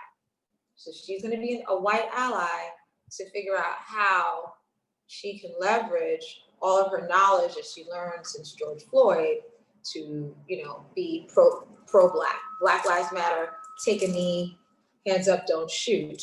And her twin sister, who is All Lives Matter, Alma. So I usually don't keep them together. They fight all the time. So All Lives Matter says things like, you need to work really hard and you can't be in here just because of affirmative action. The reason why there's affirmative action is because of oppression, preventing people from having access to all of the resources they would need in order to be able to succeed so they can just get into college on their own merit. So yes, Ally the ally, and her kente cloth tie just fell off. It's okay. And All Lives Matter Alma, two of them. So this is another subplot. So, and then the last thing, and then we'll have the honest conversation and they have cards ready as well, is I created what is called the Blexicon. Because I thought about the fact that whether we realize it or want to admit it to ourselves or not, we are centering whiteness almost exclusively in everything that we do, from our language to our street signs, to our dollar bills, to our notion of what history actually is, which is really European conquest that's taught as history. It's centering whiteness. So what if I lived in a world that centered Blackness? And so I just created it, where I just created a Blexicon. So I just put BL on everything Black, which is crazy, but actually it's way more crazy that one group of people from one part of the world has literally conquered the entire narrative and everything else, and narrative, land, resources, and everything in between, and centering themselves. So I'm going to center Blackness for the sake of doing it. And so we have some things here. One is called the Blackulator. Okay, so what if there was a calculator that calculated over 400 plus years of racial oppression, now with receipts, for reparations. And I have another one of the most famous ones that people really love, which is Blurgent. Hold on one second here. 3, 2, 1. My goal, by the way, is a show on HBO. So if anybody out here can help this Black lady do that, please do so. So here goes Blurgent right here. Blurgent, woo, woo. What are Black and urgent issues, right? This is a Blexpert. You don't have to be Black to be a Blexpert, but a Blexpert is someone who's analyzing the issues and also solutions specifically around Blackness. So that could be anybody that cares and has empathy, right? Let's see what's the other one here. This was the original logo, Black Issues Issues. So people will come up to me and tell me, it's Black Issues, Issues, Issues, Issues, as if I don't know my own logo, if I don't know my own company. And I'm like, maybe just listen to this Black woman. And so there's a meme that I saw that talked about, let's see what you have to say, that talked about All Lives Matter and how we view broken bones. You wouldn't treat the whole body for a broken arm. You treat the arm. Yes, yes, I like that because it's a more holistic way, because again, it has nothing to do with the semantics of all lives versus Black lives. It's specifically Black that for some reason, because of anti-Blackness, needs to always be oppressed. Right? So it's nothing to do with people trying to understand. It's just they just want to deny the Blackness. So Black Issues, Issues, you see the logo here. There's so many issues that you don't know where one issue begins and one issue ends. And then I'll do one more here. Obviously, we need to then move on to solutions, right? So that we don't keep talking in circles like the presidential debate when they were debating if something is racist or not. Bizarre. So that's what I do. I have these serious and silly conversations about, it's bizarre.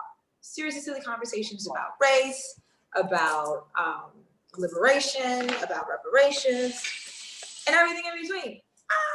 And I've done it everywhere from the public theater to Columbia University and some other amazing venues at Brooklyn Museum that I've been blessed to do that. So I want to show one more thing. I meant to play music. I can play some music.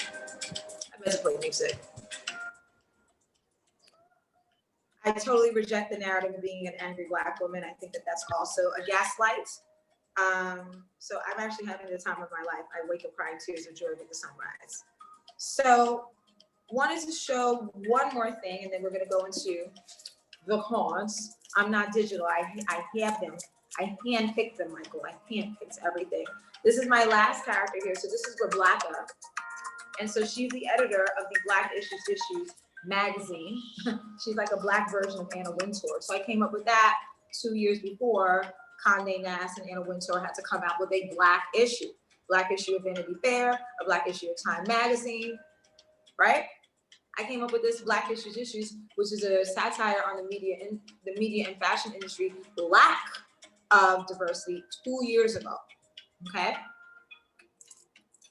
So, great. So I just got a message there. So I'm gonna do, so that's my character. And so I wanna start with some cards here. Ooh. And Michael, did you want to share like what the rules will be, or how do you want to proceed with this? Yeah, so we actually pulled 4 questions that we want to close out the pull into a town hall. So we can pull up the rules as soon as you pull the music down. Here we go, just figuring it out along the way. Nene, thank you so much for sharing that perspective. We value you just always like coming and helping us push. I think we shared in this kind of dissonance of like, okay, the election's been called, now what? And it's kind of like a weird transition into celebration, and that just doesn't feel right. And so thank you for coming and helping us set the stage of kind of thinking about where we need to continue going with this. Yeah, before we go into the questions, go ahead. Yeah, we can't go what I like to call Black to normal. You know, there's still a lot of urgent Black and urgent issues. There's still a lot of what I call Black ache, making making money off of Black pain, but no solution in sight. Just because you put, Black Lives Matter or victim of police brutality on a magazine cover doesn't mean we're any closer to solving these endemic, 400 plus years of issues. So yes, we need to be reimagining what power looks like, what resources look like when it's more evenly distributed than what we have now. Mm-hmm. You're mute. You gotta unmute, Michael. Yeah, I'm off mute. Yeah, I guess before we transition, I just want to open real quick to see if anyone wants to raise a question to Kanane before we go into this town hall, and then we'll just divide up the time remaining for the questions that we have. Jennifer, please. Kanane, how do you pronounce your name? Sorry. Kanane or Kanane, either way. I do this experiment where I give people options. Mostly white people call me Kanane. Sorry about that. So, Kanane, as I was saying, I've heard a lot about this whole Black Lives Matter movement going on this year, and I feel that I have the opportunity to, to put on a chat that says hashtag Black Lives Matter in capital, just to let you know that what you said earlier about Black issues kind of reminds me of the fact that I do support Black Lives Matter as in a way to spread awareness of what's going on in America. So that way, I really do hope that Black Lives Matter is to be included as in the way to spread the awareness of cultural diversity and inclusion. And also racial diversity. Mm-hmm. Yeah, you know, when they had these polls like a month ago or so, and they were like, you know, less people are supporting the Black Lives Matter movement. It's down to like 47% or whatever percent. First of all, like, I've been an adult for 20 years. I've never gotten a poll. So I don't know who they're polling, what the purpose of the poll is, or what does it even mean to support? You know what I'm saying? Like, I'm not indicting you. I'm just saying in general, like when I heard these polls, I was like, well, what does that even mean? To me, it sounds very conditional. We'll support it, whatever that means, right? We'll put it on a t-shirt. We'll put it, we'll put a sticker in a storefront or whatever. We'll support it up until the tone of it gets to something, too violent, too truthful, too much of an indictment on America, too anti-American. So it always seemed as if it had a shelf life. And so that's why I keep saying, Black to work, Black to school, Black to sports, Black to normal, Black Friday, right? Like, okay, shut up.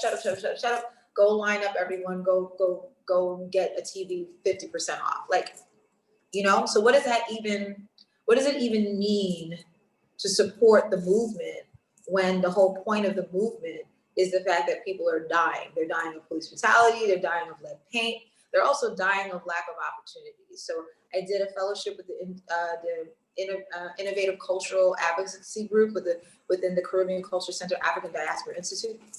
I said it. And we studied funding, art funding. Millions and millions of dollars go to what are called CGIs, cultural group institutions that don't need our taxpayer dollars.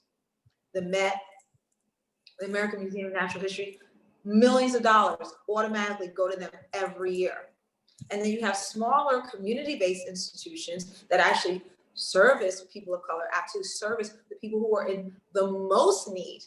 And they have to compete for grants. So first of all, you need to master the language of English to then write a grant.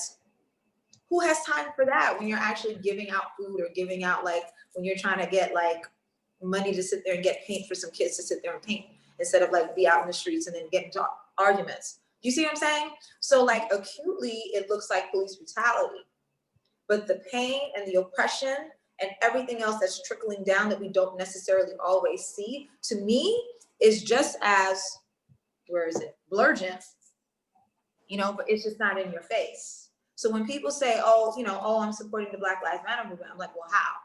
What exactly are you doing? Because again, I forgot to mention, I do diversity training for Fortune 500 companies, the American Red Cross, the New York Times School. I just did Apollo Theater's curriculum for the show that they just had on HBO, Between the World and Me. So I do this, and my question always is, what's the end goal? What is the end goal? Because what we don't know that we don't know about racism is way worse than we think. So I am very blurgent because I have to overcompensate for all of the ways in which we don't know what we don't know about racism, but I can bet you it's worse than you think. And what we are reacting to now, what we're in the streets about now, is 20 plus years in the making. Whatever building you see now that you think is gentrified, that land was bought 20 years ago. The deals were brokered. How many years? Atlantic Yards, Barclays, and how they were supposed to build affordable housing, and they never did in Brooklyn. But they put Jay-Z in there to sit there and shut everybody up. 20 years in the making. So we have to be very much so vigilant and proactive and blurgent, to override what is a very oppressive system in this country. And until we equate America with a racist apartheid state, the more that it will continue to be what it is, and it'll get worse and worse, and white people are going to suffer too. That's a great question for you to ask. So I'm sorry, didn't mean to interrupt, but that's that's a great question. Thank you. Yeah, thank you both. All right, now it's that time for us to share the stage with everyone. So I want to invite everyone who's able, join us with your faces on the screen. We've got 20 minutes left and we're going to finish it out strong. We actually are going to edit out one of the questions because it just does not seem appropriate. What was the question we were going to do to start this? Name 3 things you're grateful for and why. I think we're way past that now, over 2.5 hours in. So this next section, last section here, is the empathy workout. We're calling it the popcorn style town hall. And the way the rules of this will work is, since we have 20 minutes left, we're going to spend 5 minutes on each question, as long as we got 5 minutes to say. And I gotta imagine that the group here will be able to fill that whole time. So when we deliver the question, whoever feels called, just jump up and talk. Try to, keep it, somewhat brief so other people can share. And we're going to continue with that question for 5 minutes. And when we're done, we're going to move up to the next question. We're going to cover 3 questions and then get out of here. Sounds good? All right. So our first question is, what cultural or moral values do you hold in high regard and why?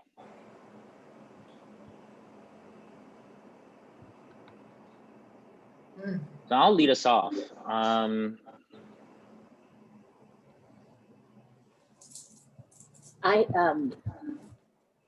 One thing that comes to mind whenever I think of that is do unto others as you would like them to do unto you.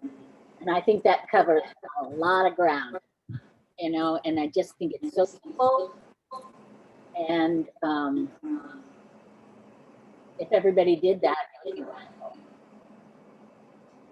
Another thing I just wanted to mention was we won't have complete change until people change what they see as success. I think that'd be huge. What they see as success? Yes. Well, if we thought of success as helping people, as moving, not dollars, like you were saying. If we would see success as, I don't know. But everyone's vision of success is different. My vision of success would be that as long as my students are gaining the talents and or skills to be able to survive in the world, that's my vision of success. Another person's vision of success, having 6 figures in the bank. I think with the vision of success, it's all about, that's a personal thing. And just because one might be different than the other doesn't necessarily mean that it's wrong. I understand what you're saying. I'm just saying if our population was more in tune with success being helping others and less in tune with it being how much money I have or how many toys I have. A less materialistic view than a, than a, dare I say it, empathetic view. Right. I think that's well said.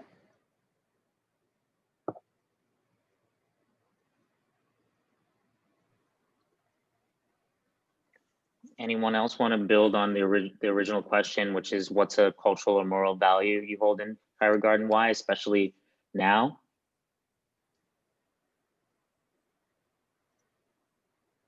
Another thing is help others. For me, it's help others. We've been trying to make contributions and physically help where we can, although my husband and I are a little bit older and we're kind of worried about COVID, so we kind of help from a distance. But that's a big thing. I mean, all the time, but especially now, when people don't have even food.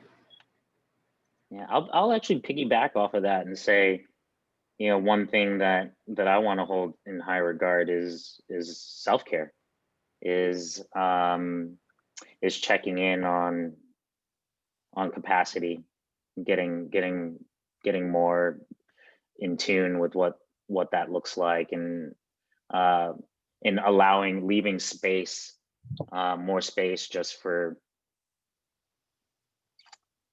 serendipity, I guess, and not filling all the space that I have. That's something that's, especially now towards the end of the year, that's really present for me.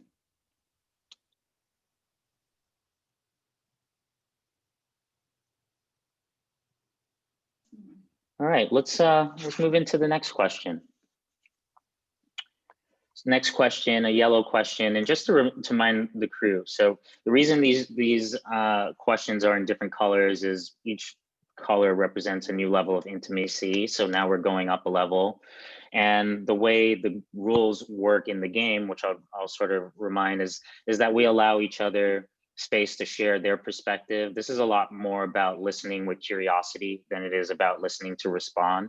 So let's really use this as an opportunity to hear perspectives and take it in and reflect on what that brings up for us, versus needing to necessarily bring it to a point of debate. But feel free to ping pong off of it, but speak from a place of I. This is what this means for me, or what I feel. So the question is zero waste or sustainable consumption ableist? Why or why not? And I will share that I brought this up very much as I was thinking about the racial justice marathon, and there's climate change is another issue that's important. How do these two intersect? Is climate justice and is sustainability something that takes a backseat or a secondary place to discussing human rights and racial justice? Hey, these are just some of the thoughts that come up for me. I'm going to shut up now. Yeah, I think about it personally, and when Kanane was talking about gentrification and how it's been in play for 20 years and all these things in the workings. For example, the building I live in, we got a D grade for energy efficiency. And I wonder how much that plays into racial injustice. The building behind us that just got built, the plot was sold for $1 million. They built a whole new building, and there's a lot of beautiful new things going on in there. Meanwhile, our building that's been here for over 20 years, my roof is cracked. My ceiling in my bathroom, in my kitchen fell through. Water was leaking from my 5th floor apartment above me. There's so many things that tie in within that conversation, and I kind of feel that it is kind of ableist. I do, I think, but not for groups that are able to live functionally sustainable lives, for someone like me that doesn't have, or some people in my building who don't have access to, better energy, the food I have to consume around here in this neighborhood, they're plotted so specifically and intentionally, and it really kind of grinds me up when I see these conversations about the environment and how it impacts colors of communities of color. We're not really getting the better end of the stick here. We're kind of dealing with the runts and the remnants of. Anyways, I'm rambling now, but yeah. One thing I think about a lot is just hierarchy of needs, or thinking about my own progression. I'm starting to get to a place where I have more capacity to find even more things to work on, and just up until now, being really, really thoughtful, or putting that much energy into sustainability just didn't rank for me. You know, now it's starting to rank more. One thing that I found was interesting actually is that a lot of bigger companies are the ones pushing us to be more sustainable and like eco-friendly, but they're also the ones causing the problems. Like a lot of like if you think about like the people who produce food like meats and stuff like that, they're the ones who are using billions of gallons of water to create meat and all this stuff. And they're the ones also pushing us to, these big companies are pushing us to be more sustainable when it's less of an individual problem and more of a bigger picture type of thing too, which is interesting to think about.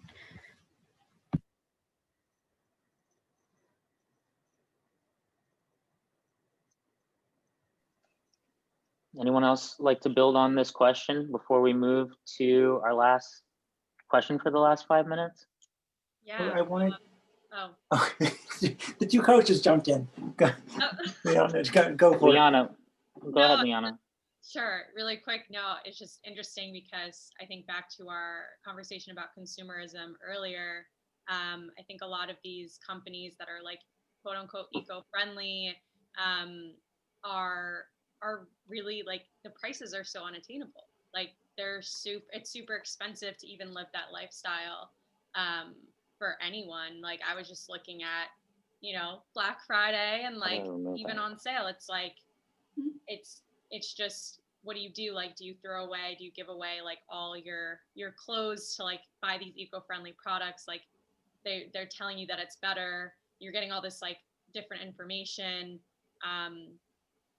So that, I don't know, like the whole idea of consumerism with living an eco-friendly life, I think is really interesting as well.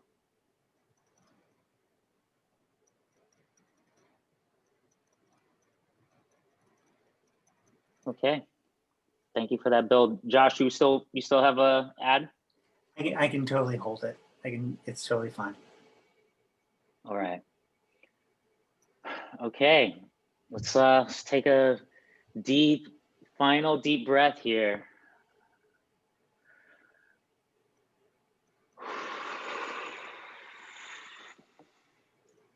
Sometimes you gotta do that before you get into these pink level questions. But hopefully we picked one here that's not too bad.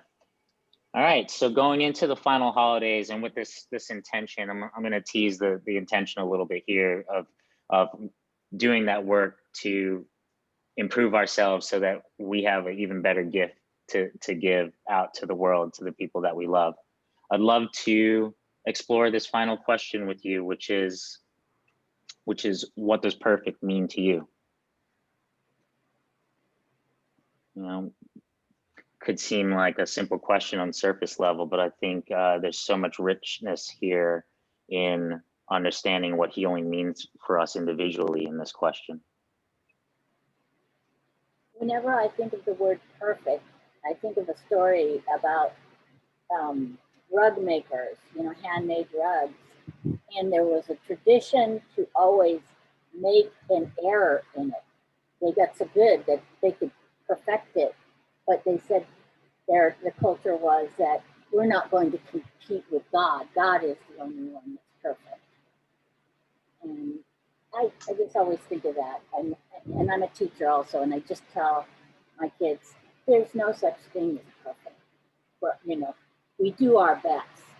And I think that's a very high, unattainable for most of us concept to actually live.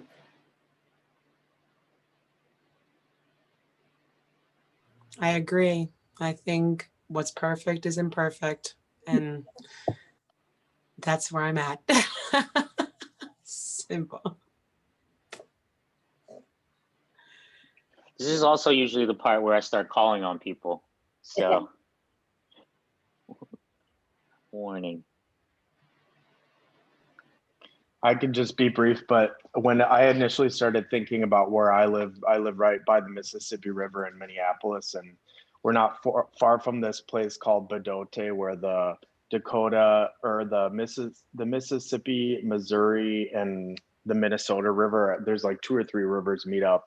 But I just think about what this land was like before white people came and colonized it, and how, you know, to a great extent, there was plenty of everything for everyone, and there was no fighting for resources and no destruction of the environment, and how that was like, seems like nearly a perfect state, especially compared to where we are now.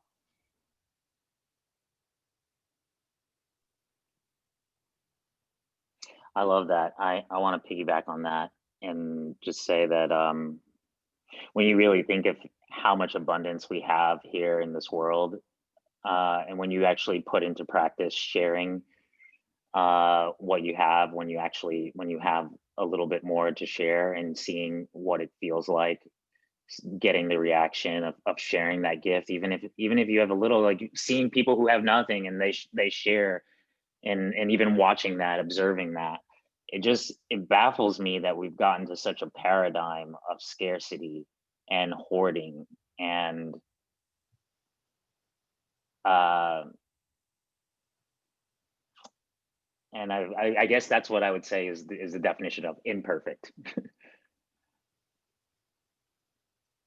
You know, and talking about how the land was, the more I understand about American Indians or First Nation, the way that they lived, and their whole concept of giving back to the earth, taking only what you need. And I wish that we could do a little bit more, or live a little more like that.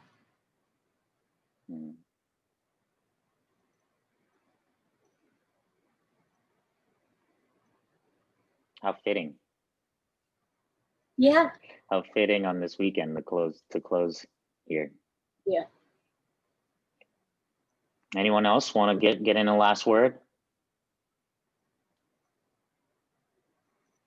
Amazing. Wow. What a marathon. I just want to say thank you all for joining us in this experiment. The intent was to do something a little bit different with this weekend when everyone else is, you know, as Kanane said, and actually Kanane, I'm about to go, they broke my TV in the move. I'm about to go see if I can get 50% off on a TV.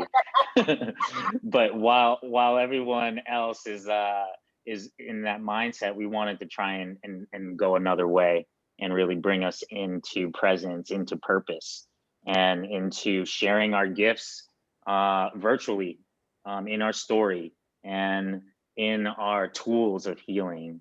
And so thank you for joining us in this experiment. I can't wait to take a step back and reflect on all that we shared and watch down the content, because in the orchestration of this all, I just couldn't be present with it all. I just gotta be honest.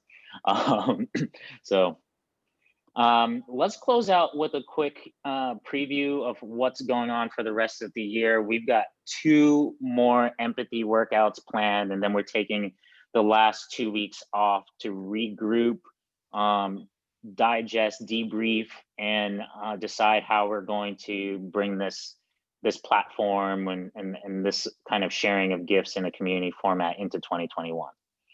So in 7 days, because that's where we are. This is where my mind is right now. I can't even count cognitively, which is also 5 days after my birthday, December 1st. If anyone wants to follow me and send me a hello, I appreciate those. I really do. It is not trite to me at all. But after that, I will be joined by Josh Zimmerman, who was with us on the panel up in the first hour, as well as Paul Maruvich. Now I'm gonna have to ask him and be like, Paul, I'm sorry, brother, but I just don't know how to pronounce that white name. But we're gonna come in and we're gonna talk about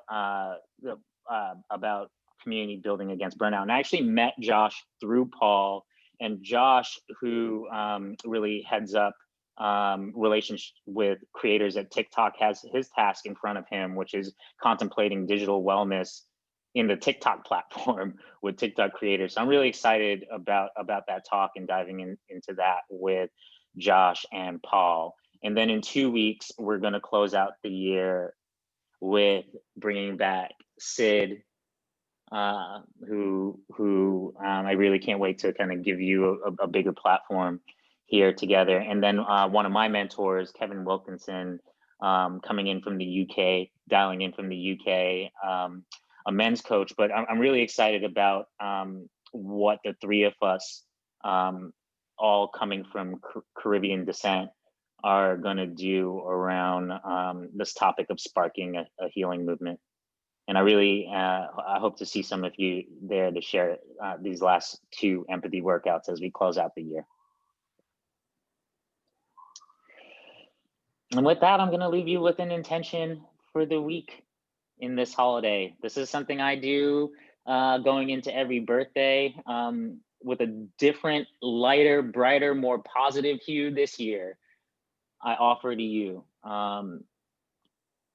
Yeah, spend some time thinking about that gift that is you and who you want to give it to. Close circles, extended circles. And in these holidays, I mean, there's all this material exchange going on, but I invite you to think about how you can start right now thinking about the better version of you that you're going to gift in a month, in 2 weeks, in a quarter, half a year, next year, whatever works for you. But that gift of you is so powerful, and I'm so grateful that you were able to share that with me today. And with that, 3 hours really well spent. I bid you adieu. Thank you. Thanks, everyone. Bye-bye. Hi, everybody. Happy Sunday.